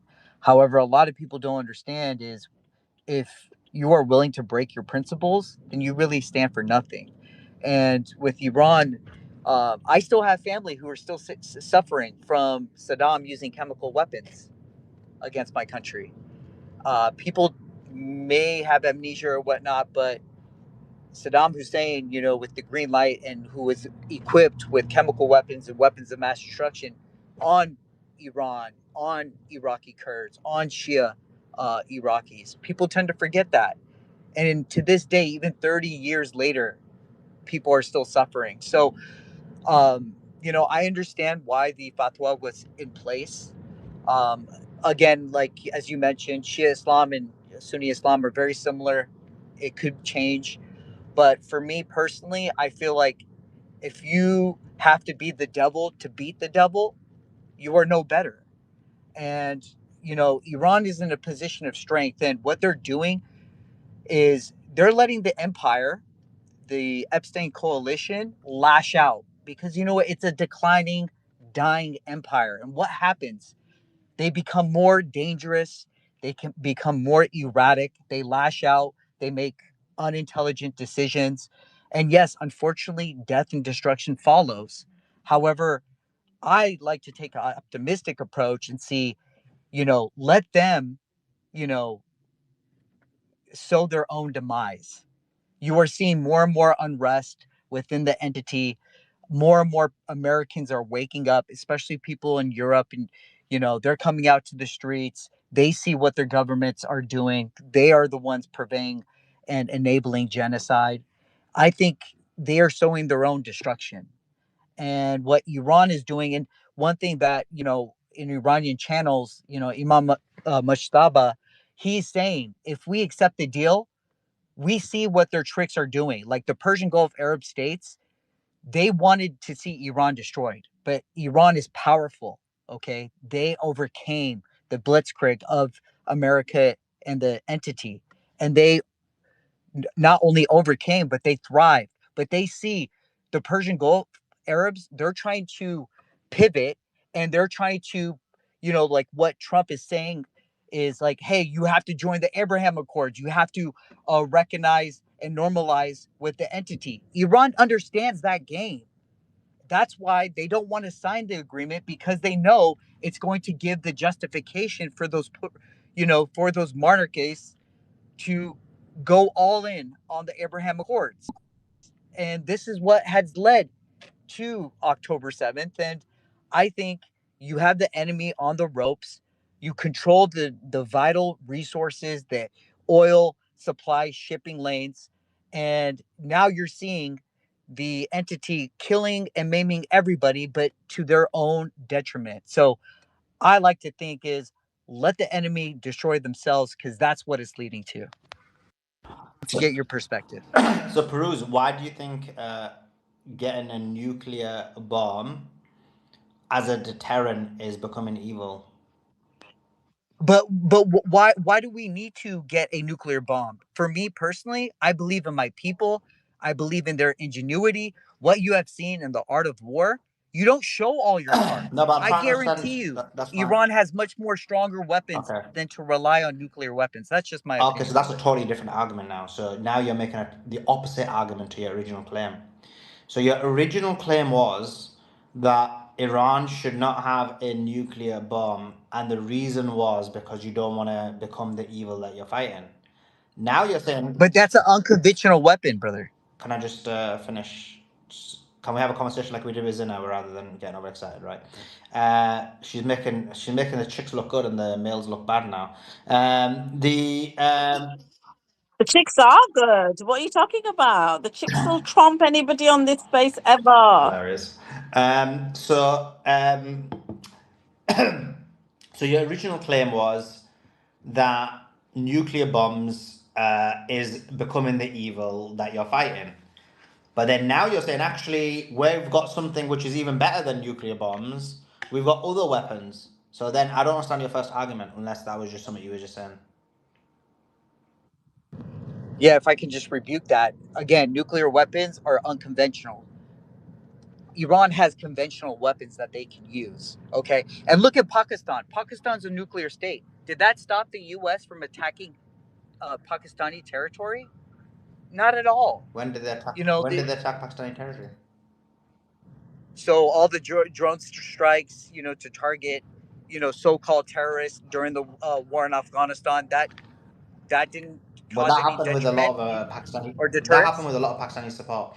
But the point is, coming back to what we're saying, I'm still not understanding your point. That's the only thing you're trying to say because you keep switching your argument, and it's fine. I can deal with each one of your arguments, but can we stick to one? So your first argument, I think you've kind of passed that away, is that it makes it evil because now you're saying that we've actually got other weapons. So now you're saying Iran has other weapons. That's fine. The issue you've got is why the nuke is a great equalizer because you're right. Iran has other weapons, but for example, Israel does have a nuclear bomb. What do you do if Israel uses a nuclear bomb against you? There's consequences of using nuclear weapons on a country. What's the consequence? It will turn into an apartheid. It'll turn into I a would think other countries would get involved because using what such they're a gonna do? weapon with What are these other countries gonna do that sat around and watched the genocide happen, sat around while the war in Iran happened, sat around while this evil nation murdered and mayhemed everyone? They're all gonna be like, oh, but sir, this has now crossed the line. We will indeed rebuke you, Israel. Like, what they're gonna do to Israel? What they're gonna do to them? well, you have seen what they have done to Israel after Israel attacked, not once, not twice, but 3 times. You keep switching your arguments. I don't know what's going on. I think I'm getting bored of this conversation because I feel like I can't have a structured, logical conversation. So you just said, Stoleman, not at all. I'm just saying. you just said, look, bro, what is going on? I need dinner. We have No, brother, you need to we stop have interrupting seen and try and listen. You're not understanding. You're not having one train of thought. It's like speaking to someone who's got 10 different train of thoughts. So not at all. Suleiman, but we know this right, can you entity. not They're interrupt and let willing me to finish my point? Now you made the argument. I said to you, okay, what happens if Iran uses a nuclear bomb? You said, well, the world will be against them. The world will stand in. And I said, who is these people? Who is this world? Who are these countries that you're claiming that are gonna stand in? They said nothing during the Gaza genocide and they said nothing during these wars. Then you went, oh, but then Iran responded 1, 2, 3 times. So now you're back to Iran. That's a totally different point. I'm trying to.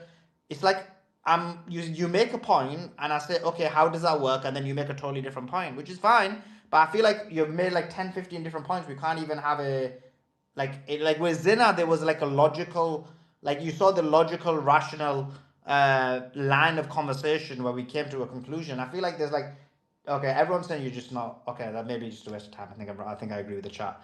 Okay, cool, great point, Pirus. Let's get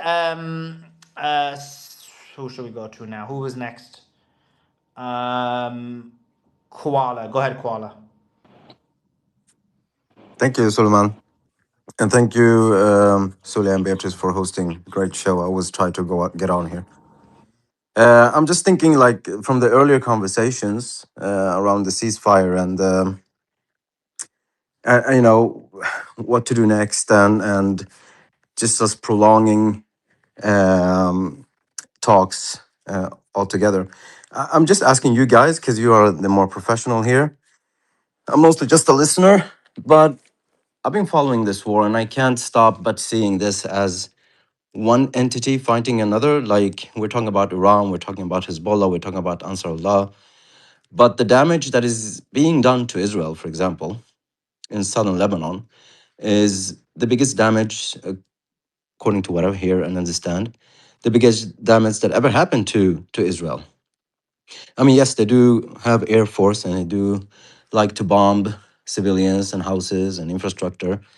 But on the ground, what's happening right now in Lebanon, the losses are so severe, and they're not coming out though. But I do get information from family in southern Lebanon that we're talking about, you know, hundreds of tanks and several hundred killed just the last month alone with the drones and with the incursions and stuff like that. I mean, in my view, the war is going on. Iran has, every reason to continue, even on its side, to stall the negotiations. Is this because they're actually getting beat? And given what Khamenei said, Mushaba Khamenei said the other day, that Israel needs to be gone.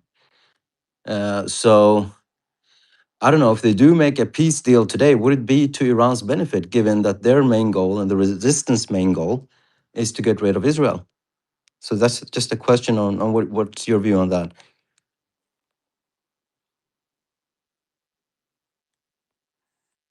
I don't think they're doing anything to get rid of Israel. I mean, they're fighting a defensive war in Lebanon, but apart from that, and I'm happy to be corrected, I don't see what they're doing to get rid of Israel. I think they're doing more to make sure that America exits the region and their bases are gone. And that seems obvious. Suleiman did a space early hours of the morning in the UK, very late ET Eastern time, on the US airbase in Qatar being hit by Iran. And if you missed that, he had Ryan Dawson on breaking it all down with him. I did listen to it today and it was really good. But yeah, so what I'm saying is that I see them doing more to get rid of American influence in the region. And yeah, without a doubt, that will probably weaken Israel. But directly trying to eliminate Israel, I don't see it happening at the moment. That's just my opinion.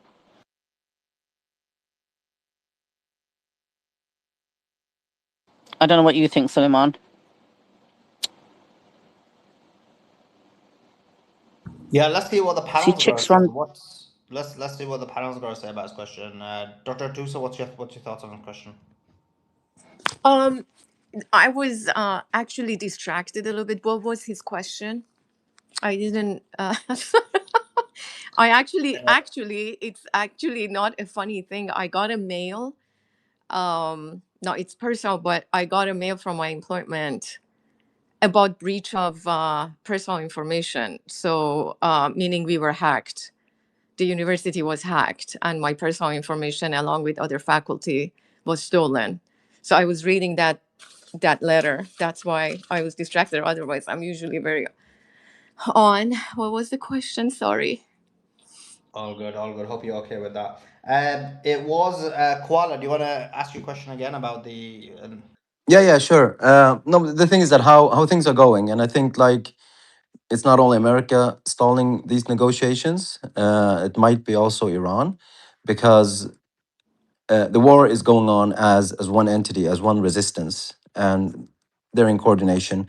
And given the fact that Israel is seeing its heaviest losses ever, actually, to some people, in southern Lebanon, that the resistance had nothing to lose with prolonging these negotiations, and that their main goal is not to have a ceasefire with the United States, but rather that this entity of Israel and the Zionists in the area becomes gone or just goes. You're asking That is the main objective of Iran? Of Iran? of the resistance in whole. Well, the thing is, the resistance as a whole, it's not like a monolithic uh, sort of situation, right? So everybody, as the resistance, has different ideas. So I know that many are wanting a two-state solution, right? And I don't believe anybody wants to destroy the occupied Palestine, right? Like, it's not about like destroying the occupied Palestine, but giving the rightful people of Palestine their country back, right? Their country back. And so, I know that we want that entity out of there. You know what I mean? That entity, this is like people that have, like parasites, have infiltrated that area, which was rightfully Palestine and governed by Palestine until whatever 70 years ago, 80 years ago, whatever. And so it's not such a uniformed concept of like, let's completely destroy them to oblivious, right? Because you know that they are Palestinians who do live in those regions. I have friends who live in Haifa, Palestinians. And so I think that Iran has been trying to neutralize that entity. Why do we even call it an entity? Because we don't recognize it as the sovereign state of Israel, because that country named Israel doesn't exist. So how do you destroy something that doesn't exist? You can't. What you do, you excise those people or powers that have occupied it, like parasites, right? So in order to kill a parasite in your body, you don't kill your body, you kill the parasite. And I think the information war, the psychological war, has already been won by the international community against that parasite or against that entity, right? So it's just that our entire planet or world is governed by people and individuals that are either controlled by the entity or have used the entity to basically control that region and energy resources in that region.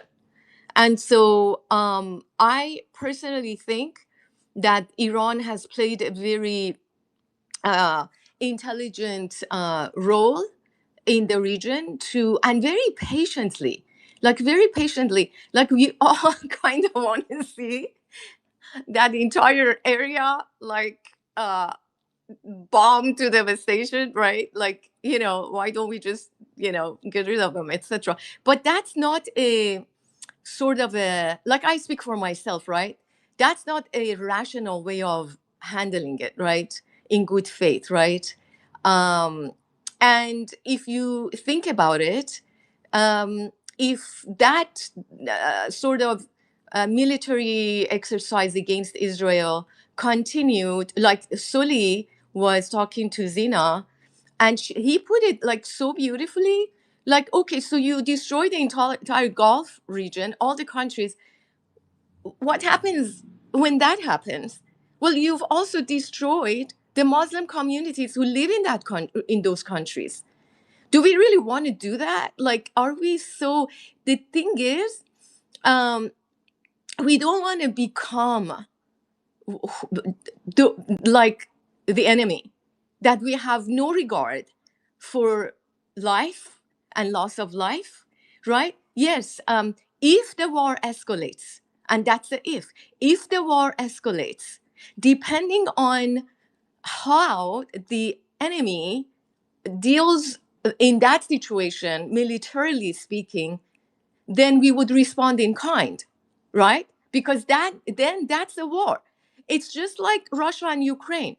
You see how Russia, with a superpower, could have put Ukraine out of their misery in 2 weeks, but they haven't, because they think long term. They're thinking long term. Where are they going to stand, morally speaking, when they know that a part of those communities in Ukraine are actually Russian ancestors, like they're Russian, right? And also, like, even some Ukrainians, like, what did the people who live in the Gulf states do against Iran? Like the people who work there, who live there, who are against their own monarchy systems, right? They should, Dr. Tush, they should step up and they should step up and speak out against their government. If anything, it's the governments that's being attacked. It's not really like the actual people themselves. But let me Yeah. just say one thing. I'm sorry to cut you off. I know you're in the middle of thing. Like, and actually, you know what? I'll let you finish because I'm the complete opposite of what you're saying right now. I think Iran should go much harder, and I think Yeah. that they should have escalated when they had the chance. I mean, right now it makes Yeah, I understand. makes no sense, but Yeah. So yeah, I but they should agree. have definitely escalated. I Yep. actually, like I was one of those people, probably Soli remembers, but I was one of those people when this thing went to a ceasefire. Wait, maybe even before the ceasefire, and I was saying that Iran should go harder. Like, I don't know if Soleiman remembers and Beatrix remember, but I used to say Iran should go harder. Iran should not be so restrained, etc., right? Because a part of us is dealing with this at an emotional level, and I totally understand that. Totally understand that. But there are ramifications that a country, a nation state, has to deal with the ramifications, right? And the aftermath, right? So it's a long-term approach from Iran's perspective, right? And I also totally agree with you and Soli that Iran should have made the nuclear bomb. Absolutely.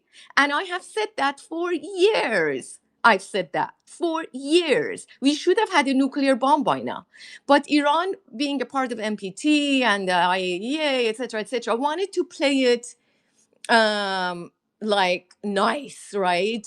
And they're part of this and they're part of that, and we're going to play by the rules, etc., where nobody else is playing by the rules. Now, I totally disagree with the government of Iran with this decision, even though it was a fatwa, but I hope that now that fatwa is overturned. I mean, come on, like, so many Iranian leaders have died, etc., etc. Now, Hussein, I totally get that Iran should go harder, but I think you agree, if this escalates, it will go harder.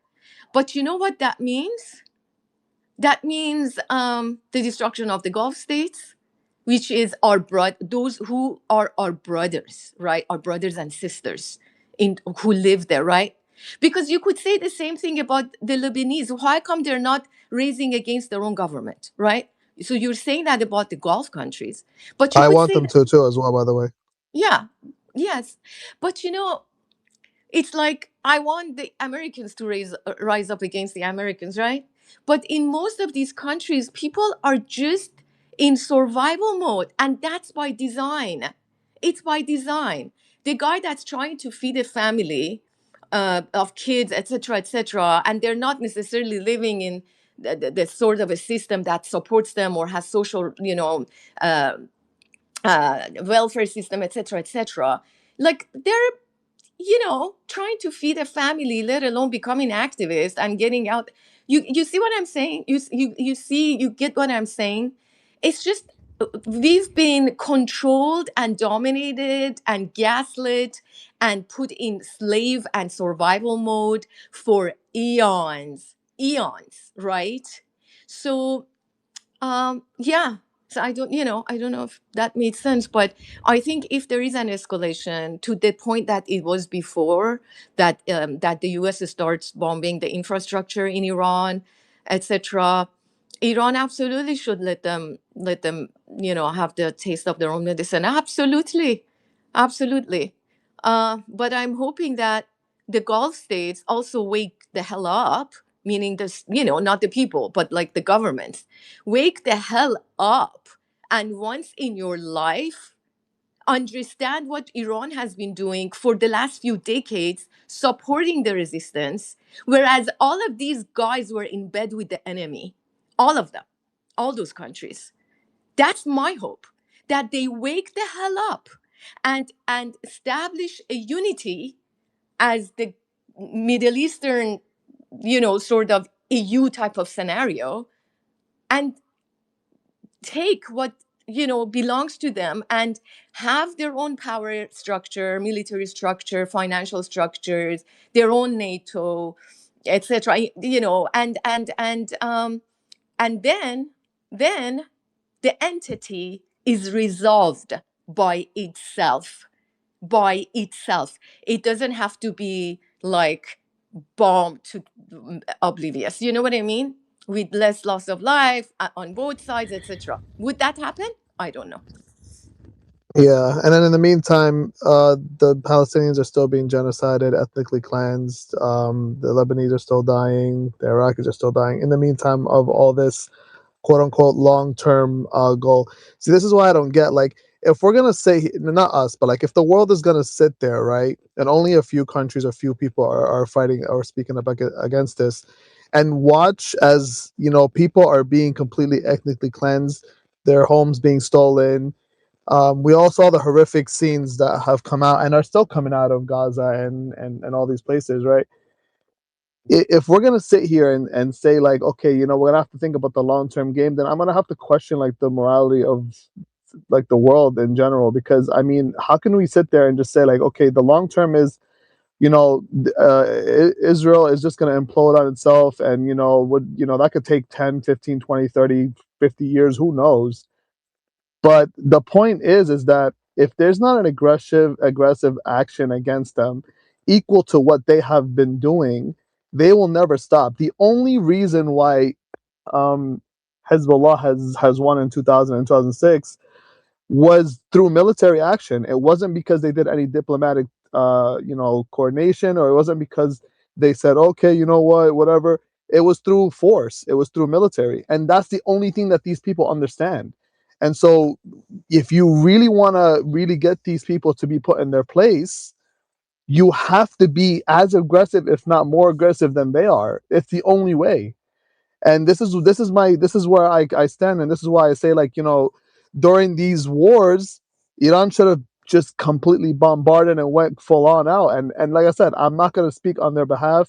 I trust them 100%, but I can also have my own opinion, right, looking from the outside in, and say, like, I honestly think that you should have just finished them off when you had the chance.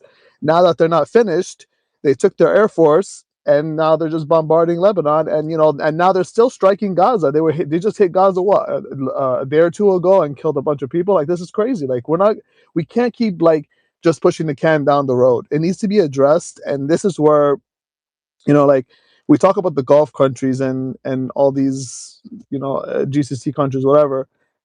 Um, I have to question their morality. Like, I don't care. I'm sorry. I'm gonna have to question and I'm gonna have to question the population of their countries too. I have to say, like, listen, where's your morality? Your brothers and sisters are getting annihilated, and you just sitting there. You're not rising up against your government. I'm not saying overthrow the government, but do something. But no, nothing. It's just dead silence, and the Palestinians are still where they're at. The other countries are still getting bombed where they're at, and it's just like, where's the aggression? This is what we need. They need to fight fire with fire against these people. And like I said, this is just reality. They've only lost against Hezbollah because Hezbollah had to force it through military. That's what they understand. Yeah. But you do know that Iran actually really helps Hezbollah with armament and things of that nature. So that's, Yeah, they supply them, but they don't fight for them. yeah, absolutely. But a lot of the trainings, you probably know that, but like a lot of the camps, like Hezbollah camp trainings, are done by the Iranian army, from what I hear. Yeah, and I'm aware of that. Yeah. Yeah. But anyways, I totally hear you. We're all like sick and tired of, honestly, seeing the suffering of that region for all these years. It's broken our hearts, literally, literally. And I think this is it.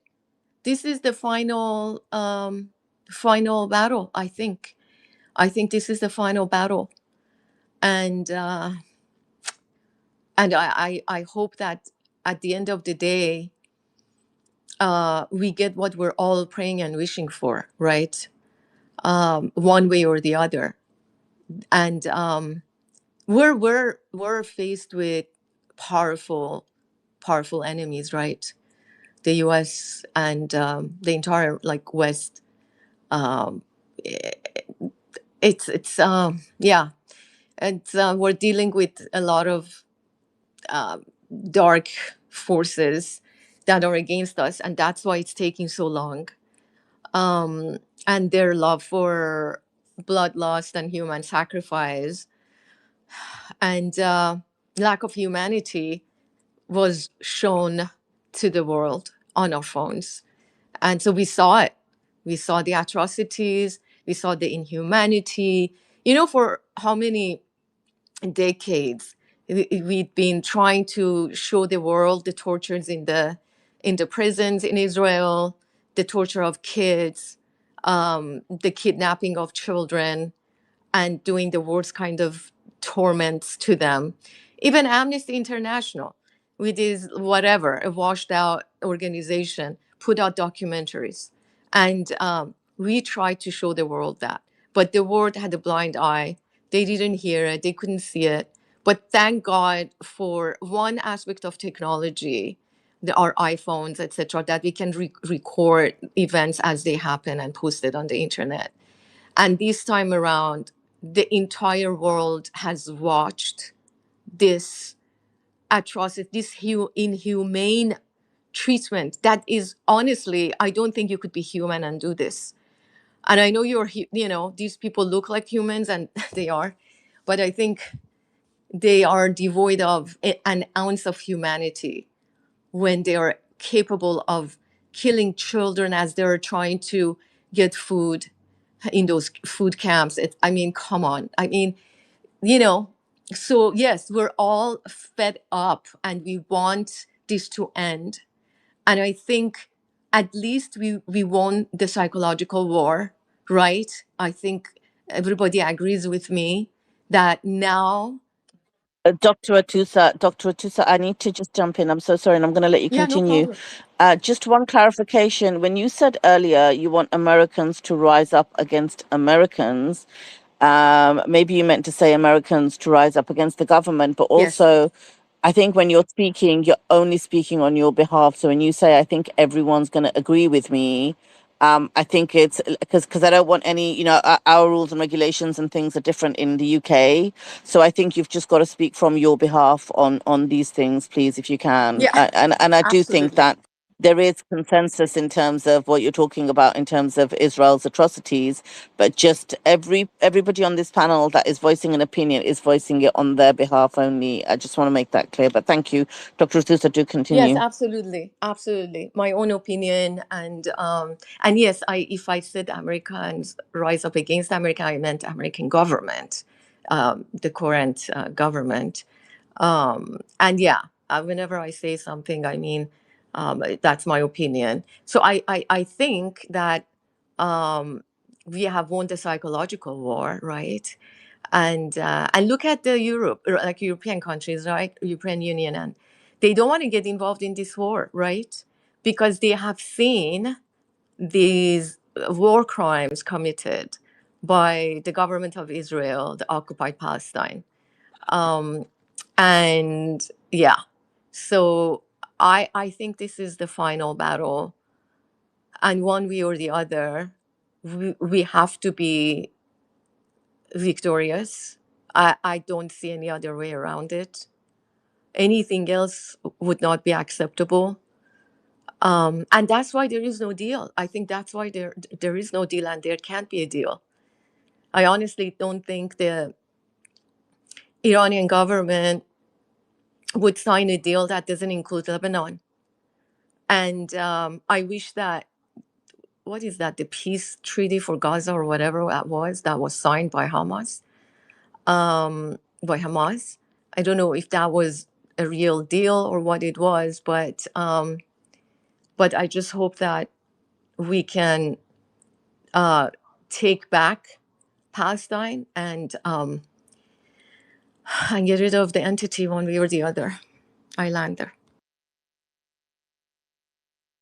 Yeah, I read the other day, yesterday or the day before, that his Gaza peace board, where everybody pledged all these billions, the balance sat in that Gaza peace board coffers is a big fat zero. Nobody's paid up. Trump's got like nothing in there, which made me chuckle.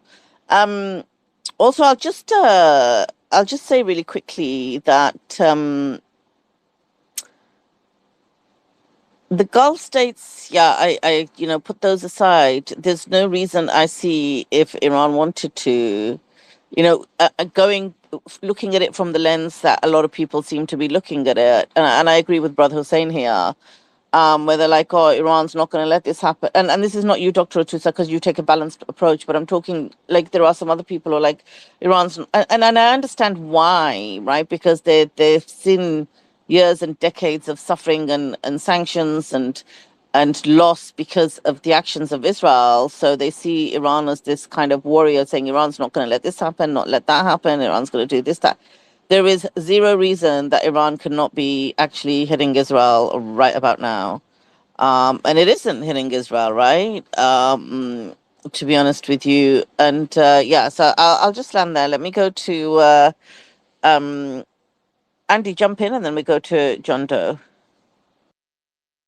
Yeah, I mean, just going back to what was said earlier with the war and stuff, like, yeah, about how if it was like a total like battle royale or what the term was used earlier, like Israel would get absolutely smashed. But I don't think it's gonna like come to that with all of the different resistance factions getting involved and like an uprising in the West Bank and Hamas getting involved. And I honestly hope it doesn't come to that because I don't want because then Israel would just absolutely like I mean they're already obviously genociding the West Bank, but then that would they'd up that genocide even more. I'd rather have Iran and Hezbollah just deal with the problem because they at least have the ability to defend themselves versus like the West Bank is much more defenseless than them. Like Iran and Hezbollah are more than capable of dealing with the problem as we have seen. Like Hezbollah's been dealing with the problem for 45 years. Every time Israel goes into Lebanon, they have gotten kicked out and bish bash boshed, as you like to say. So if Israel is dumb enough to fully restart this war,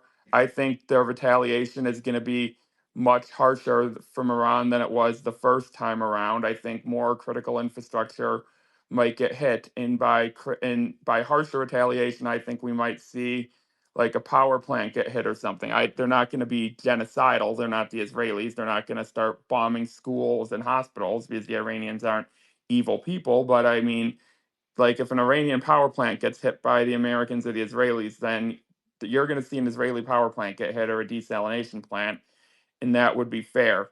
Like so, like Israel, I think has one power plant that generates like 25% of its electricity, and that is a huge weakness for Israel. Iran's energy grid is much more decentralized. They're not reliant on a couple desalination plants or a couple power plants. Like Israel is a small country, so even so people who are uneducated are just going to believe Fox News and say, "Oh my God, 13,000 sorties," like CENTCOM said. Iran's getting destroyed, but you have to remember Iran is a massive country the size of Western Europe. Israel is the size of New Jersey. So, like Iran getting a couple critical hits is the equivalent of more than the US has done this entire war. Like the US is hitting a bunch of empty buildings and dropping bombs on mountains that don't do anything because the bunker busters can't penetrate all the way down to where these missile cities are. So Israel doesn't have the ability to protect its critical infrastructure. So if Israel is stupid enough to actually escalate and go for the power plants and stuff, or the US does that, it's going to be a very bad day for Israel. And Hezbollah could also take out that infrastructure if it gets to that point. Like Israel, and we already know Israel's missile defense system is not impenetrable. It's been completely decimated, and anything that Iran wants to get through, it can get through. Like Iran's already taken out a missile production facility. It's already taken out a drone factory and completely decimated it. So there's no target in Israel Iran cannot hit. So Iran can hit Israel at will. So yeah, I kind of hope some of those other resistant factions like the resistance in the West Bank don't get involved because I really don't want to see Israel in their mind get like go full out on them instead of just doing their small daily attacks on them, like just go full bore, like genocide them at the level that we saw in Gaza the past couple years. Like that would just be horrific to see. So I kind of hope they stay out of it more and then let Iran deal with the problem because again, Iran is capable of doing it and will not let the resistance down. Like this war will restart and Iran will deal with the problem. Like Iran does not let the resistance down. Iran has always stood with the Palestinian people and they will never abandon them.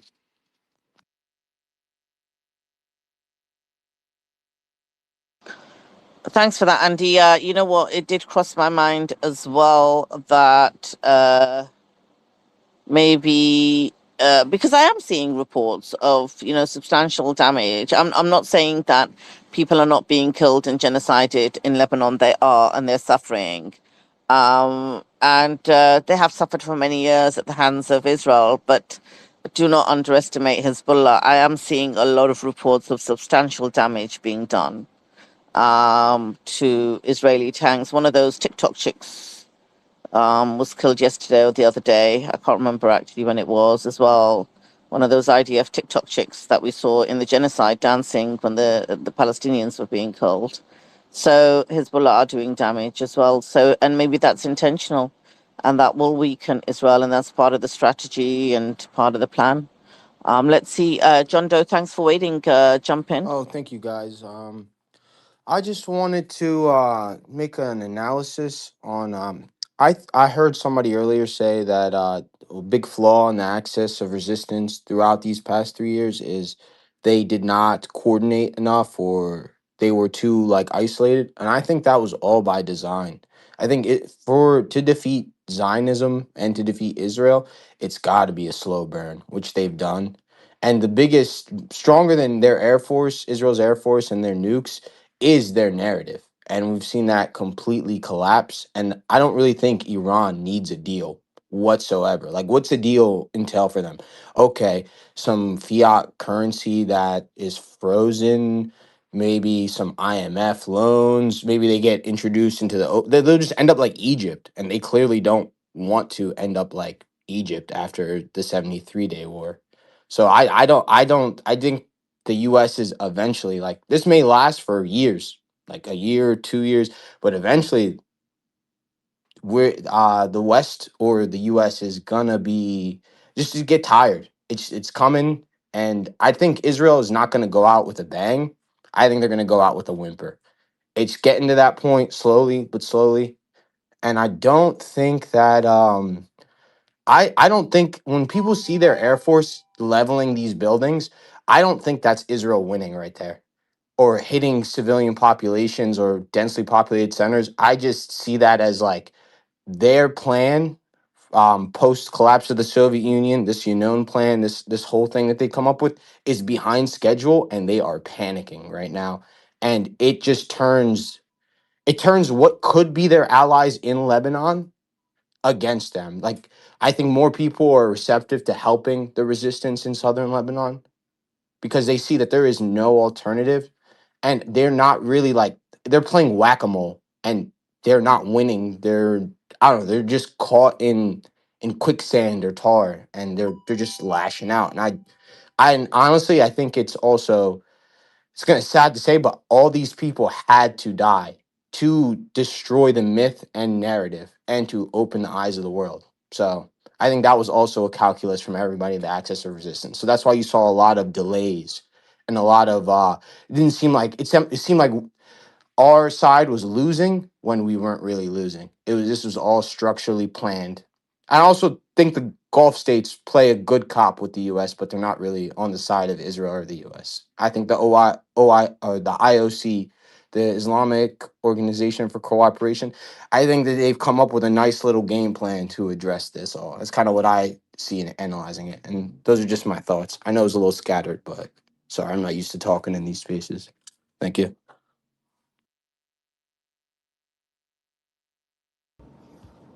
Awesome. Hussein, was there anything you want to add to what you said? Me? No. I was asking if anybody wants to respond to you. Okay, cool. Go ahead, Sanka. Hey, Solomon. I just wanted to share my opinion on Iran getting a nuclear weapon.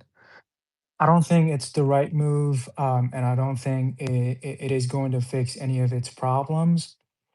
Rather, it's going to create more problems. One of the problem is that, like, once Iran gets their hands on a nuclear weapon, all of a sudden, all the Gulf states and all of the Middle Eastern countries are going to want one.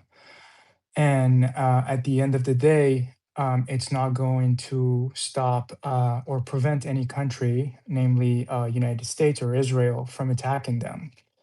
Just as India and Pakistan, it did not stop a conflict or a war from breaking out between them, or a Russia. But the thing is, just to talk about that, so the reason Pakistan and India were in a race to get a nuclear bomb, what was the reason for it? It was for them to not get nuked by each other. Exactly. So when you get a nuclear bomb, it's not to not be struck. Of course, you're going to be struck anywhere.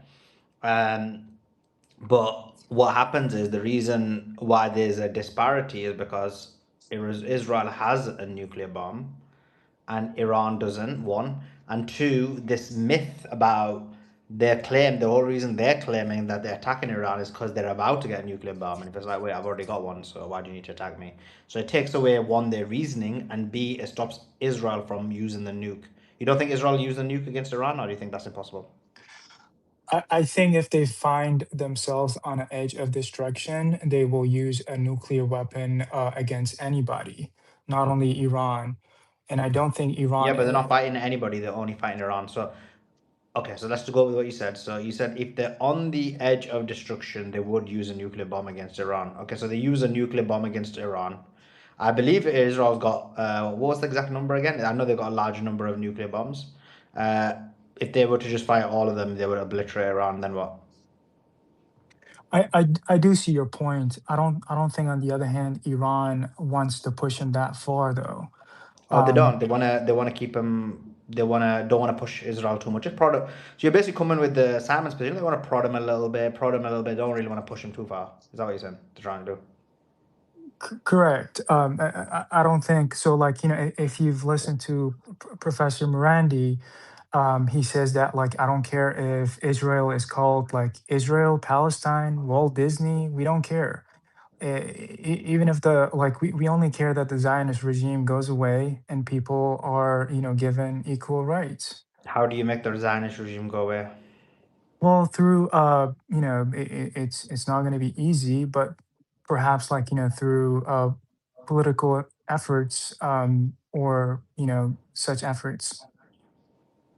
Hmm? I'm You saying, just like, said by political. You just went by political efforts, such efforts. What does that mean? that means, like, people voting the Zionist entity out of office. Huh? The People people. in Israel vote in Israel out of office. I don't get it. No, I'm saying people voting the Zionist entity out of office. Sorry if I I misspoke. still don't get what that means. I really don't. So So I think don't you what you're think there's trying. a I think what hardcore? you're trying to. I think what you're trying to say is that people in the United States of America voting for a politician who is anti-Zionist, and then him basically doing what? Yes, it will start from the United States. There, people are Okay, gonna. I really don't understand your opinion there. So you need to explain it a bit better, because so people in the United States of America vote for an anti-Zionist candidate. Okay, and then what?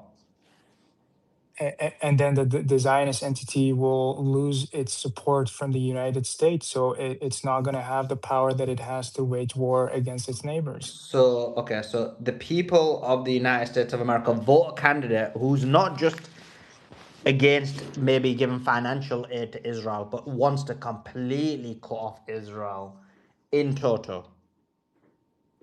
Don't you think, like, from what you're seeing in social media, like podcasters, No, I don't. What I'm saying, America's moving that way? Not in the immediate future. No, it's going to be a very even if you believe elections are real, it would take a very, very long time for something like that to happen. You just saw it. Massey got beat. This guy was one of the most popular sitting congressmen, and he got completely removed from office. So, and not just Massey, same with Cory Bush, who was all the anti-Zionist candidates in America are losing. All the Zionist candidates are replacing them. So I agree with you. the It's political system Mhm. is showing the opposite to the views of the people, which is what politics is. Because if you look at the UK, not just now, but for decades, the vast majority of the United Kingdom has been against Israel, but there isn't even been one party that is against Israel, and not even, and the one politician there was, he had a small chance of winning. They basically made sure he didn't win, and now he's so scared to say the word Zionist.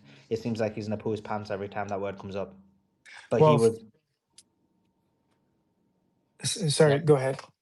No, that's I fine. thought I'm finished. I'm finished, guys. Yeah, so I was gonna say I completely agree with you that these changes are not gonna happen overnight. Probably they're not gonna happen over a decade.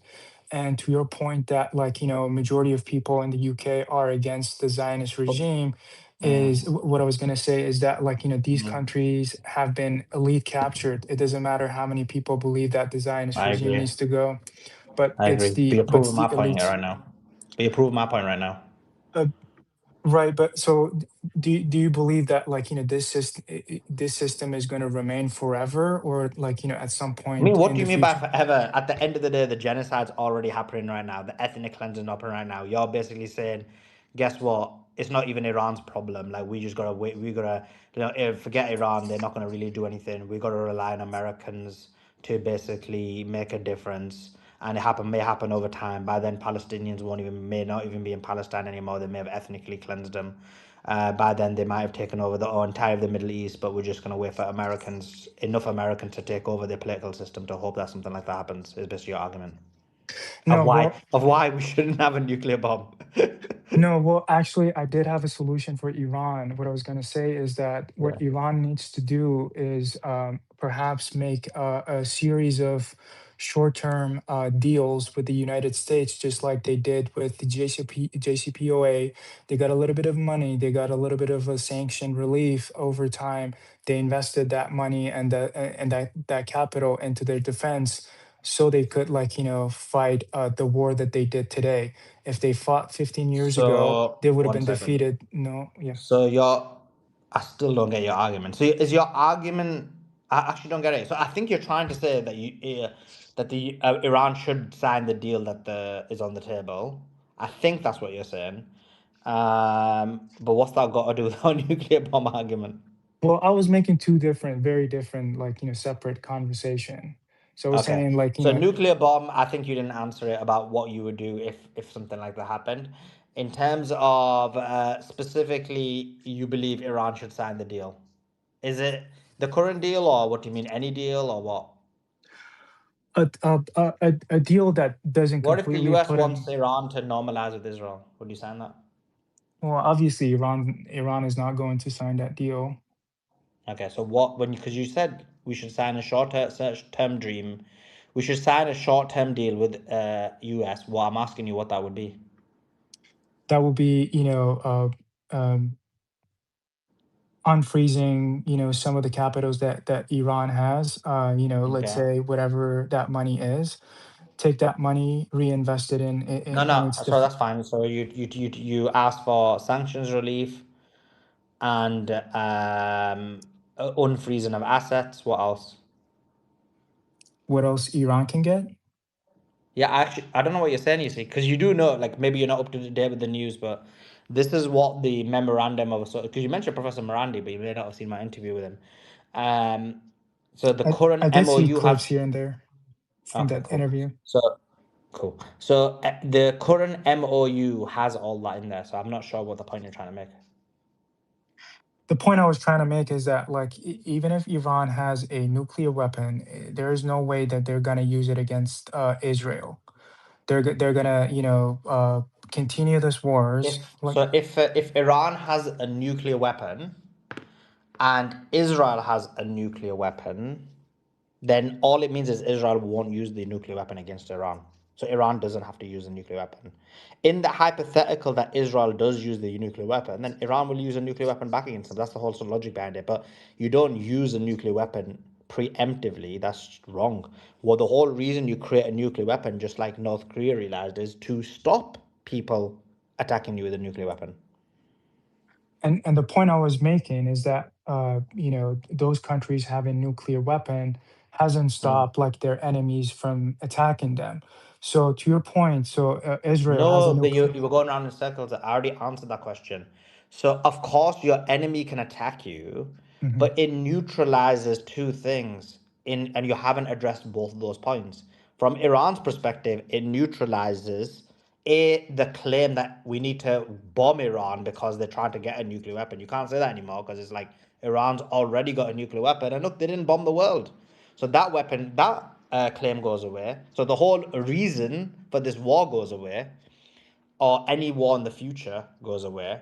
And the second reason is in the hypothetical that if Israel was to bomb you with a nuclear bomb, not a conventional weapon, a nuclear bomb, you then have a nuclear bomb to use against them. And so what then really happens is Israel won't use a nuclear bomb against you. And you accepted that because then you said, okay, so that means Iran's got to, be careful, not hurt Israel too much, because if you annoy them too much, they may use a bomb against you. So you're already demonstrating that you're basically saying Iran's strategy should be a strategy of weakness because of fear of a nuclear bomb. I don't think it's it's the fear. But let me ask you this Well, it question: is. if You literally said, don't take it too far because then they'll use a nuclear bomb. So you're afraid of a nuclear bomb being used. That's why you don't want to take it too far. That is fear. yeah, that is a fear. Yeah. But can I ask you a question? So Israel wants Of course you can, brother. so Israel wants to defeat the enemy, the all-time enemy Iran, and they have a nuke.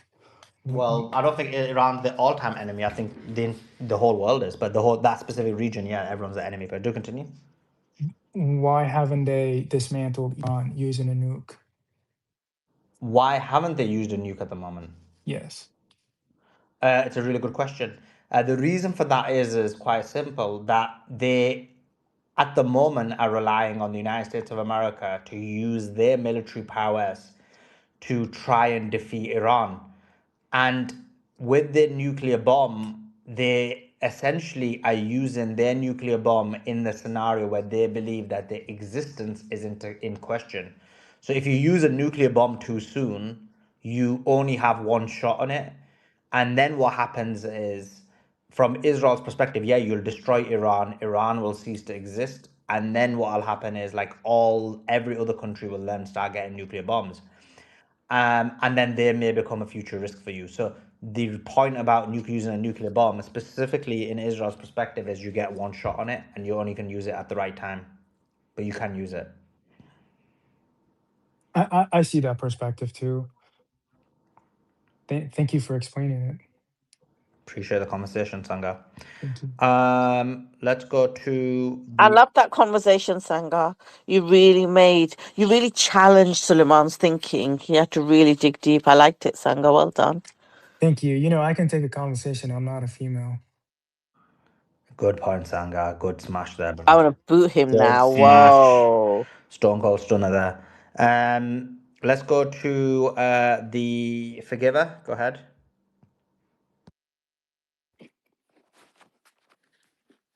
Yeah, that was an interesting exchange.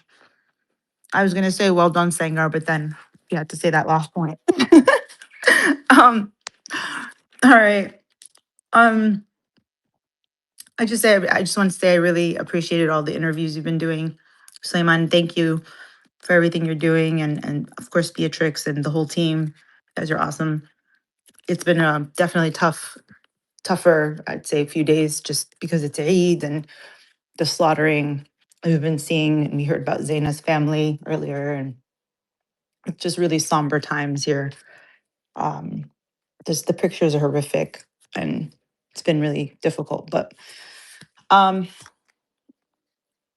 I had a question about the maybe the balance of power and the way that if the GCC countries, I think Hussein was saying earlier, they need to rise up. I mean, every single one of those monarchies is literally just a joke.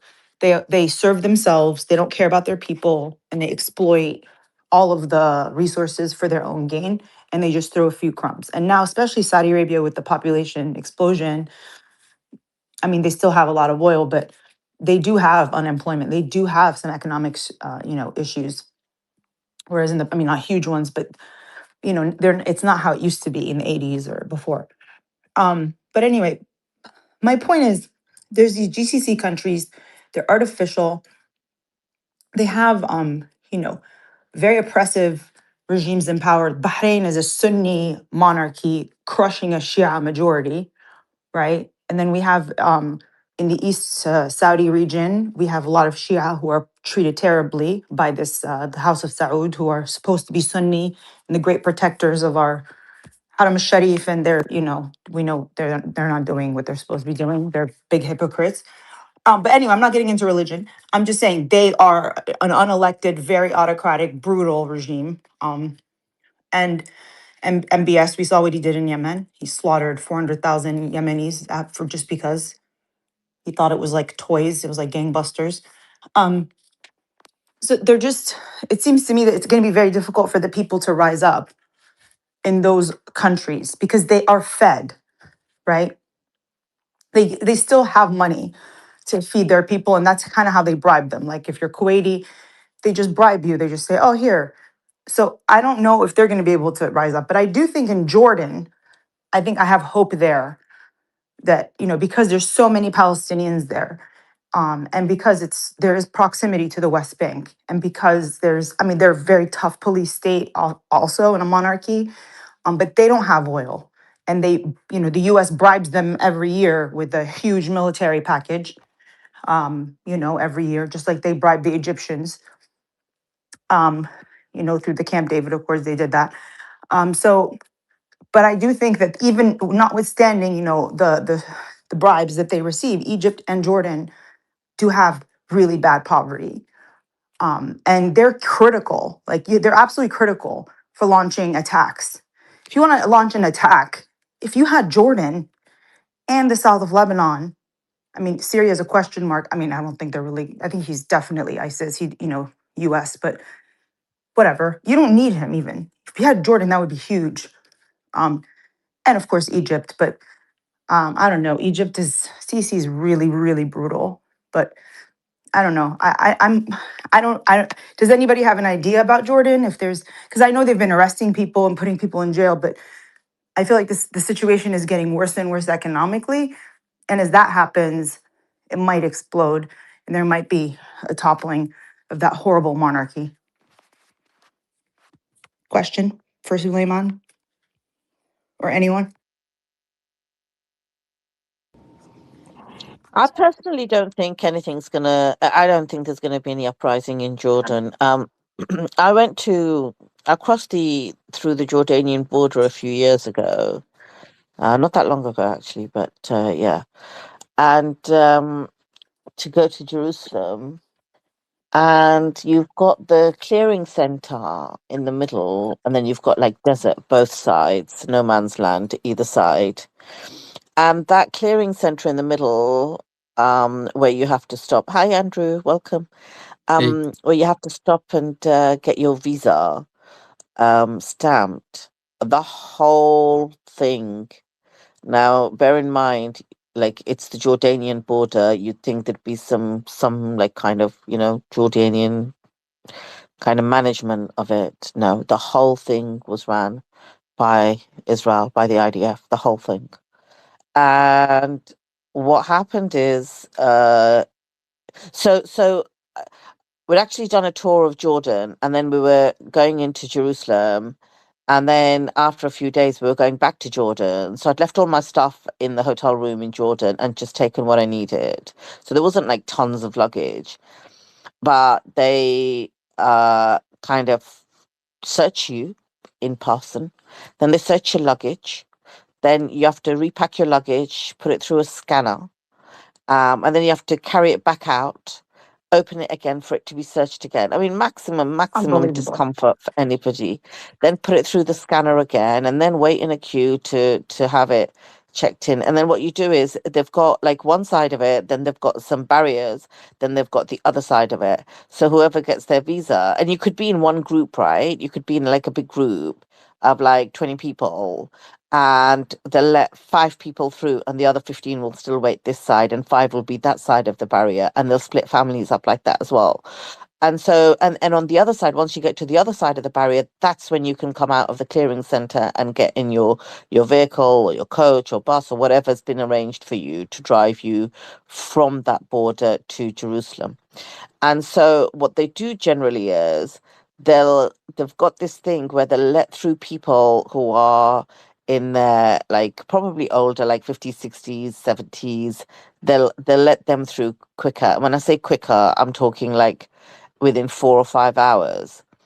The rest of them, I think there was one vending machine there which had some sandwiches and snacks and stuff, and it was pretty much emptied out. I waited just over 12 hours to be able to get through to the other side of the barrier.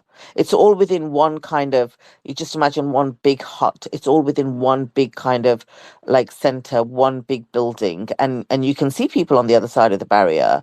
And what they do is they keep coming out and asking you questions. So they have your passport, they take it away, and then they come out and they call your name. And so you stand up and you go to them, and they'll stand there with your passport in their hand and they'll fire questions at you. And they already know the answers to all of these questions, by the way. So for me, for example, have you been here before? Yeah, I have. When did you come? I don't remember the exact year. Roughly when was it? This year and this year and this year. Okay, so where did you go when you came these years? Where did you fly in? And I was like, well, once I flew in this way, once I actually went through Egypt and blah, blah, blah. So I had to give them all of this. And I knew they knew all of this already. I mean, this is frigging Mossad, right? And underneath this clearing center, they've got cells, like prison cells, where if they don't like the look of you, if they don't like the sound of you, if they're not happy with you, they'll just take you and put you in a cell and they can hold you there for as long as you want.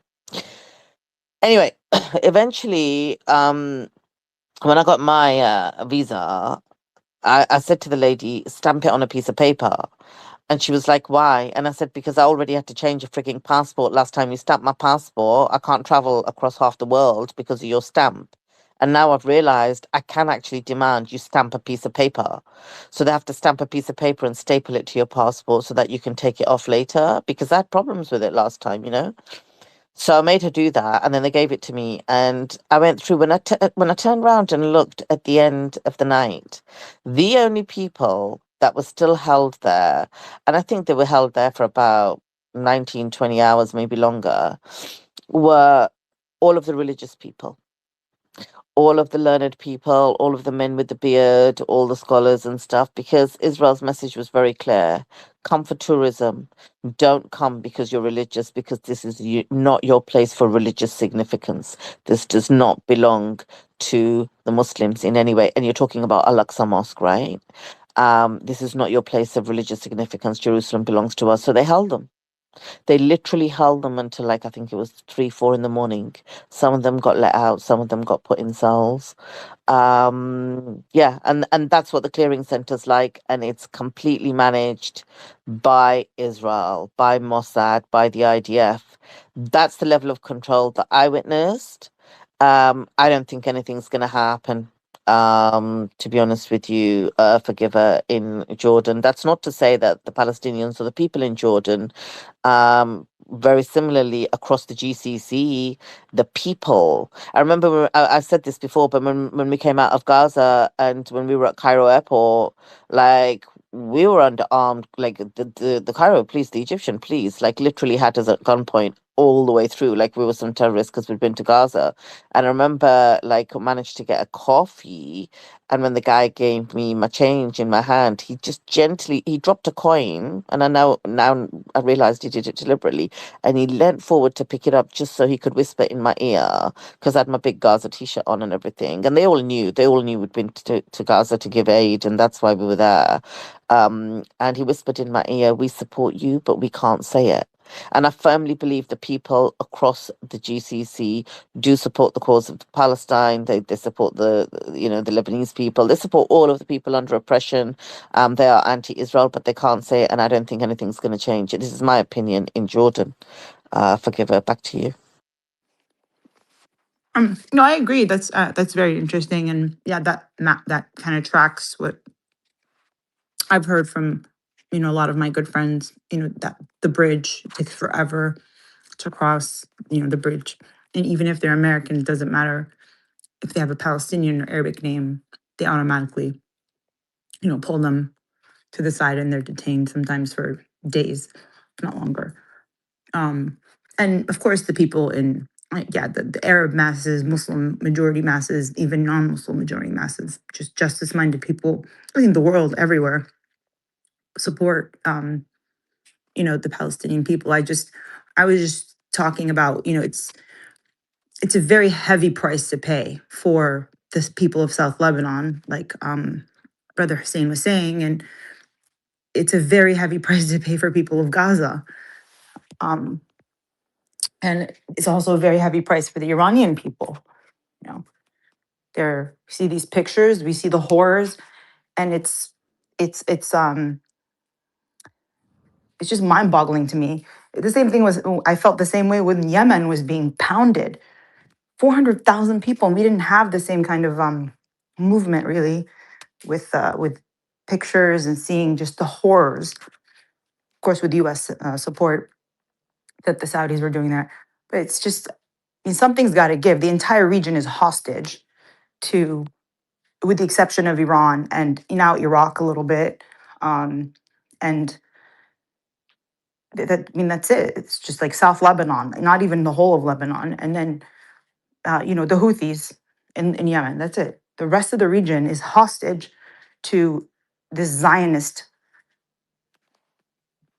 entity that is not representative of anything positive at this time. Unfortunately, even the people, when you look at their polls, I'm stunned by the propaganda and the depth of it and how it's really created a very disturbing society. And I say that as an American, where we have a lot of disturbing things here. But I just don't see how there can ever be a free Palestine, really, without some of those governments being toppled and supported and turning. So if there's anything that comes out of this other than the political victory that Iran has undoubtedly taken and shown the world that it is a superpower in its region and maybe beyond, I hope the other thing is that they can reclaim that sphere, that GCC sphere, and take it back, or at least neutralize it and make it so that those countries are not actively supporting Israel. Because it's not that they're just passive or not helpful, they're actively helping Israel. So is Jordan, like you just said. Beatrix just beautifully gave us a story of literally they are as violent, if not more violent, than the Mossad or the IDF or whoever. And I know I have friends who are Jordanian, and they that's exactly what they tell me. That's why you don't hear protests there. And they're mostly Palestinian. The queen is Palestinian. It's insane. Egypt, same thing. It's the largest Arab country. How many hundreds? There's 100 million people. How is it that the largest country can just allow Gaza, this little place, get destroyed right there? And it's enforcing the Rafah crossing. It's the one that's saying, no, if you try to cross, we'll kill you. No food comes in. I don't see how any of that, any kind of just, again, just a stop to this insanity, because it's just cyclical at this point. There's just wars and stops and then war. They're just going to consistently continue to kill Palestinians until those regimes, at least one of, I don't know, something like shifts there. Because it's right now, it's like you have this entire area that is betraying this little area and bullying it, and Iran is the only country with Hezbollah that is like, hello, we can't do this all alone, and we're trying, but you guys have to help us. And everyone's just like, oh, I don't know, we'll see, I don't know. So yeah. Hey, well, Yeah, thanks for that. Beatrice, Sorry, who was going to hey, jump? Beatrice, what I wanted Yeah, to yeah. say, add in on what you were talking about, and thank you, The Forgiven, for adding that. We had Zena was telling me, I think last week, sent me a message, and I found out to my horror, she's an American Palestinian heritage. She traveled from California to Gaza, actually it was Tel Aviv. I'm sorry. She went to Tel Aviv on a United Nation invitation to speak in on some panel. It was sanctioned by, and it was endorsed through the United Nations, human rights, some organization, whatever. And she was told, don't worry, we've cleared all the diplomatic processes through the embassy. Don't worry, you're good to go. It's you're protected. Don't worry. And she said, I don't feel comfortable about this. You don't understand. No, you're good. She said when she was in California, this is Los Angeles, she was at LAX, okay? At LAX, she checks in. There was a quote, Mossad, definitely Mossad, and and I wish she could come on and explain it sometime. Mossad was there, met her in the United States of America at LAX at the check-in, asked her a bunch of questions. Why? What's your meaning? What's your purpose? Yes, we see this as UN, but who are you? What are you all about? We got information. We took a picture. Yeah. She got on the flight. She still felt now very nervous. She landed in Tel Aviv. When she got off the plane, oh, no, wait, the plane landed. They made an announcement. Folks, passengers, please remain seated. We will be removing a passenger. After the passenger is escorted off, you may deplane. Please do not leave your seats. And this flight attendant came up to her and said, you're going to be escorted off first. Don't resist. Don't make a big deal. They're going to ask you questions. Two armed with they had their M4s or whatever they used slung over their shoulders, slinged rifles. Two IDF soldiers boarded the plane. They walked up to her. They said, get your belongings. You're going with us. They took her off the plane. They put her in a holding, just like Beatrice, like you were in there, no water, no nothing. They put her in a room for 12 hours. Nothing, locked the door, nothing, took everything from her phone and everything. For 12 hours, she was locked in that room. And then they came in, they said, we're putting you on another flight. You're going back to the United States. Boom, no questions asked. If you have any problems, we'll arrest you. That was it. And this is what's going on in our country right now. This is the United States of America. They had her already interviewed before she even got on the flight. Yeah, thanks for sharing that, Andrew. Our governments are completely complicit. So when you look at these flotillas that have gone now since the genocide carrying aid to Gaza, the flotilla that went just before I went to Gaza, so the first aid mission that drove to Gaza from the UK, it went through North Africa. This is before they destroyed Libya, and it got into Gaza. It got 2 days in Gaza. So it drove through North Africa. And so then conveniently, Israel and America started this thing in Libya, which means North Africa was no longer a possible route to Gaza from the UK.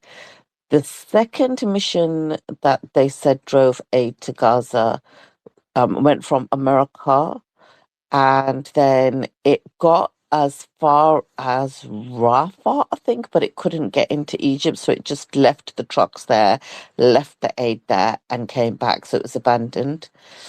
The third one that went was, because there were 6 in total, right? 6 in total.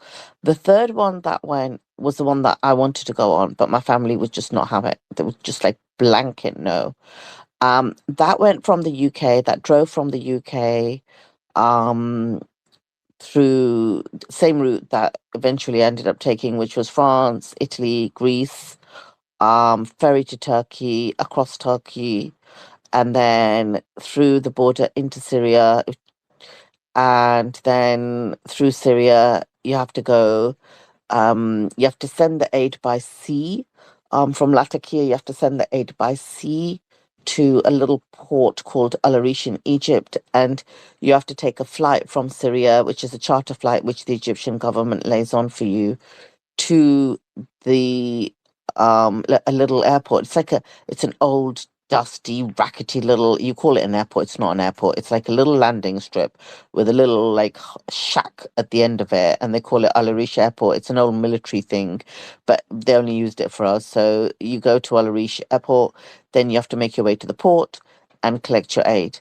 When that number 3, that third mission got to Al Arish, and the team went into the port to collect their vehicles. And remember, there's nothing else in that port. It's an old, dusty, rickety old port as well, which is only opened for missions like this.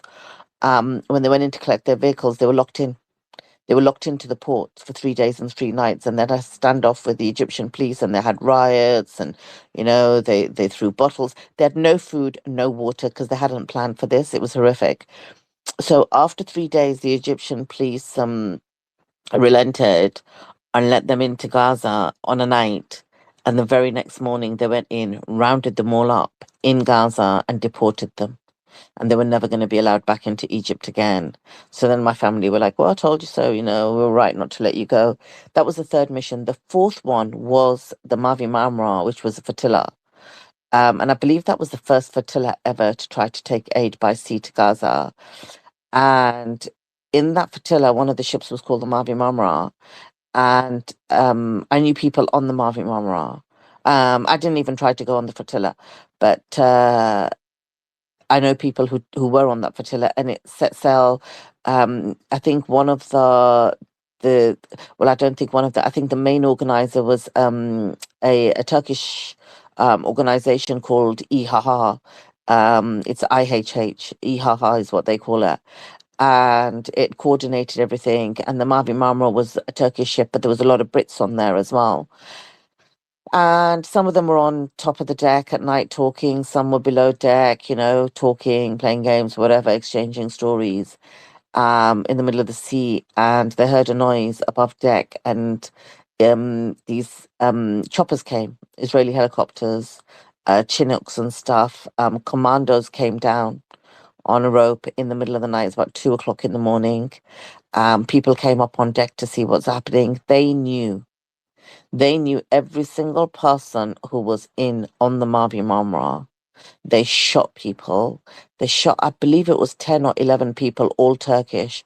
Now, my friend, who was British, was stood next to his friend, who was Turkish. His friend was an elderly gentleman, probably in his 50s or 60s. The commando landed on deck and shot his friend in the head in front of my friend. And my friend, because he was British, they knew who everybody was. They knew. They put him on his knees. They put that red dot from a rifle to his chest and one to his forehead, let him see that they had these rifles pointing at his head and his chest. They tied his hands behind his back.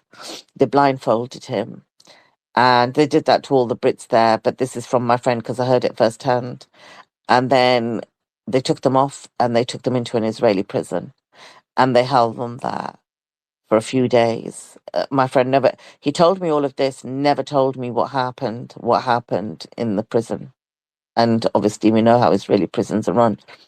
But the British government did nothing. They didn't try to get consulate services. They didn't try to inform the family. They didn't try to go and visit them. Nothing. They just left them there. Literally, until Israel decided that, they'd had enough and they were going to let them go. And they let them go. And then, so that was the fourth mission, the Mavi Marmara, where people had been shot and killed, all the Turkish people. And then the next mission that went was the one that I went on. And you can imagine, after all that horror, my family were even more against it. But as luck would have it, both my parents were abroad in different countries. So I thought, well, this is easy. And I decided to go really last minute. I only found out about it like 2 weeks. I think it left 2 weeks after Ramadan. So I found out about it and I thought, right, I haven't got time to fundraise. I'm just going to, just take my own money. And you could either buy a vehicle yourself or you could give them money.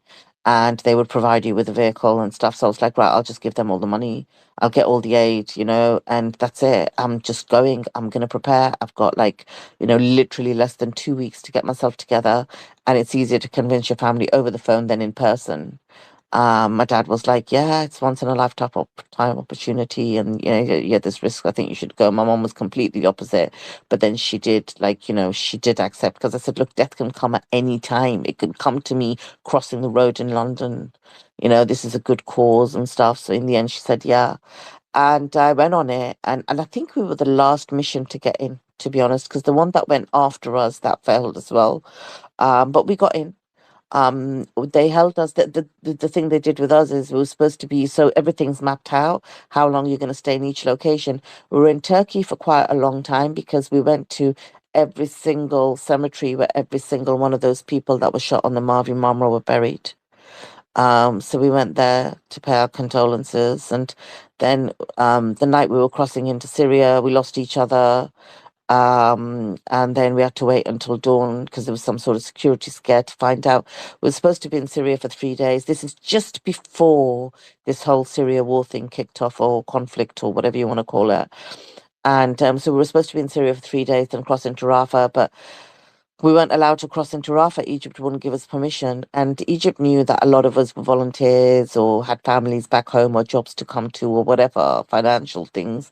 So people would give up. They held us there for 5.5 weeks in Syria. They left us there. And a lot of people did come back. And I was like, no way.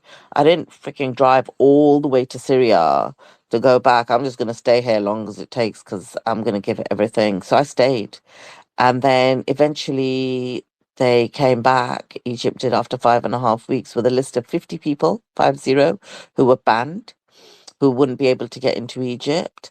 And so they had to fly home. And then they let the rest of us through. They let us through on a Thursday, and we had to be out on a Sunday. But people who got out from there, I remember one of the guys had flown in from Malaysia to London, and then he drove from London, right? We all drove from London. London was the starting point. He went back to Malaysia, and then the following year, he wanted to visit Canada, and the Canadian consulate called him up and called him in for an interview. And when he went for an interview, they said, "You've been to Gaza, banned for life from Canada." I was like, are you kidding me? He was banned for life. These people paid a heavy price, a lot of them. But the British government was completely what you're saying, Andrew, about America, Mossad and stuff. This happens. Our governments, like, I know people blame Israel all day long and stuff, and you know my thoughts on that. It's our governments that are complicit, actually, to be honest with you. There's no difference to me between a British government, the American government, a lot of the Western governments, and Israel, because if you're complicit, you're as guilty, to be honest. If you're funding, arming, aiding, abetting, then you're part of that. You know what I mean? Yeah, absolutely. Again, our daughter, we have a 14-year-old daughter. She was listening, and she listens to every word. She logs it, puts it away, speaks on it. And I know at times we grow weary in well-doing and fighting a good fight. We're like, what are we doing? We're not in an echo chamber. Andrew, We're why are you never. attacking your daughter? Andrew, why are you attacking your daughter? No, Suleiman. You described her as Beatrix. She's a Beatrix in training. She's an apprentice in training. A great role model, sir, in Suleiman. But Andrew, our love to your she beautiful listens, man. daughter, She gets and that. She's like, her ears are perked up. Her ears are perked up listening. God forbid you, but perked up and listening. And that speech she gave to her school was actual presentation in her honors language arts. Garnered her tremendous. They brought in more teachers, and the dean of students called her in and said, "Look, sometimes we hear I don't know, we're very concerned about your Palestinian views because it's a very conservative school. We're in a very MAGA stronghold here. And we're very concerned, but you did present it in a very well balanced, and yes, you have all your references, by the way, Suleiman's space and videos were referenced. So, hey, but no, we make a difference because the youth are getting it. Even the boomers and even millennials are listening. They're sharing it. Folks, share this information because they're like, "Wow, we didn't know that." Yeah, yeah. You must get this information. But yeah, keep fighting a good fight. Great love to you all, and share. Sorry. Thanks, Andrew. Let's go to Veritasity. Go ahead. Yeah, thanks, Suleiman. Thanks, Beatrix and Andrew. Suleiman, I have to say, first of all, before I say anything else, kudos to you. Last week, but especially this week, you are now the one-man band of new media. I think you're actually pioneering a new genre here, switching back between X and YouTube, back and forth, and these super amazing, great guests that you have every night. So my favorite, Colonel Karen Kwiatkowski. Took me a while. I don't know. I empathize with you, Suleiman, learning her how to pronounce her Polish last name. When I finally heard Judge Napolitano say, it goes like this: quit, like you were going to quit a job. Kwiatkowski, Colonel Kwiatkowski. She's brilliant. But I wanted to, for a minute here, because you were going back and forth about the idea of the fatwa, and I wanted to actually dare to give a spiritual argument in favor of the fatwa. Maybe if you're open to hearing it. So here's the idea, and I ask anybody to correct my history here, but the way I understand this all developed, the fatwa, is that Supreme Leader Khamenei, Ali Khamenei, the father, made it a fatwa, but out of respect of Ruhollah Khomeini. In other words, Khomeini was the one who pioneered this idea that Iran, the Islamic Republic of Iran, was going to stand on a principle, and the principle was that we don't believe that nations need a nuclear bomb in order to coexist peaceably with each other. Now, people are going to say airy fairy kind of arguments. By the way, so a few years ago when this all started, I realized, like many people, well, gee whiz, if Iran had a nuclear bomb, none of this would be happening. Well, that's true. But if we go back to the fatwa, I think the history is right. It was initiated by Khomeini, the founder of the Islamic Republic, and then honored by Ali Khamenei, the supreme leader, and now Mushtaba Khamenei, also on the same principle, which is that, maybe there's a principle there that Iran could be used to teach the world. And I'm a Christian, but I absolutely honor the spiritual principle of the Khameneis and of Khomeini, because I think, call me unrealistic, but I don't think it's impossible that God can't use Iran to teach the rest of the world this spiritual principle. It's an Islamic principle. I could see it as a Christian principle, which is that we don't need to resort to nuclear bombs in order to peaceably exist. And just to wrap it up, to land on it, I think, if you look at it, I think that Iran is winning this war. It's probably true that there's going to be some terrible, more kinetic stuff going on. But I think if Iran does win this war, essentially becoming a major power, it defeats that argument once and for all, because then what will we say? We say Iran defeated the evil empire of the United States and the satanic Jewish entity, Israel, without the use of a nuclear bomb. And it brings us to a new multipolar world where maybe respect for nations is a principle that we can abide by. Any inputs, or call me crazy? No, I agree with you. If we were in a utopian society, that would be the best scenario. The best scenario is that we don't have any nukes. I'm against nukes completely. I think they're so evil.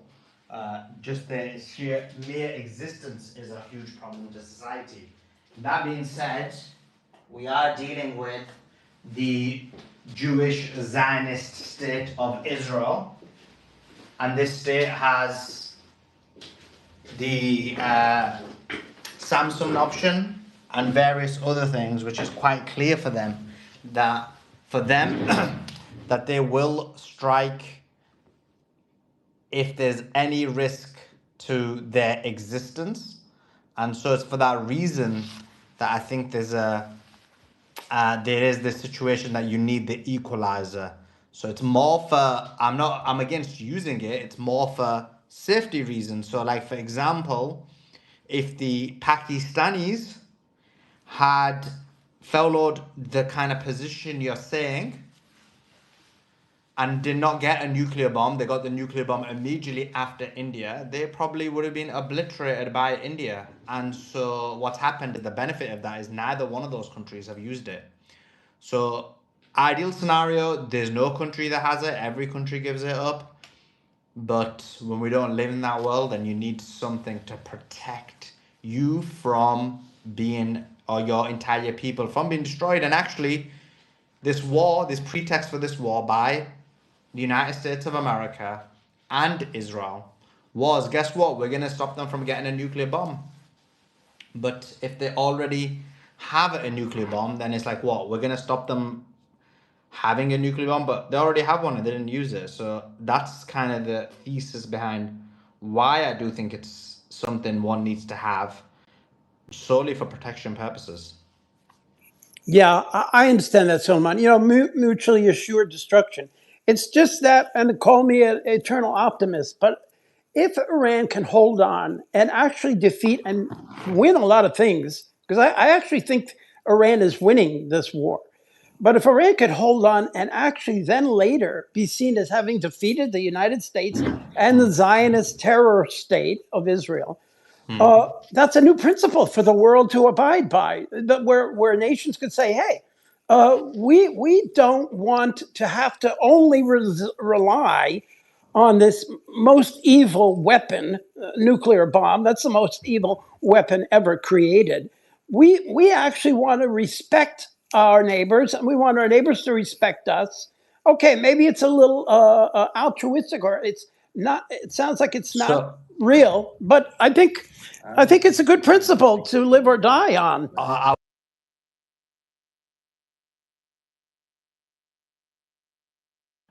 great point anyway, Veracity. But come tomorrow, we will continue this discussion. We got Ryan Dawson on right now. And by the way, I agree with the spirit of what you're saying. So it's not even like I'm disagreeing with what you're saying. I just think from a tactical perspective, that's the problem we're dealing with. Guys, on the YouTube channel, we are moving to the main YouTube channel. So come across. It's pinned in the nest. It's pinned in the YouTube comments. So come across to the Moral Resistance YouTube channel. So come from the Suleiman Ahmed channel to the Moral Resistance channel. I'm going to end the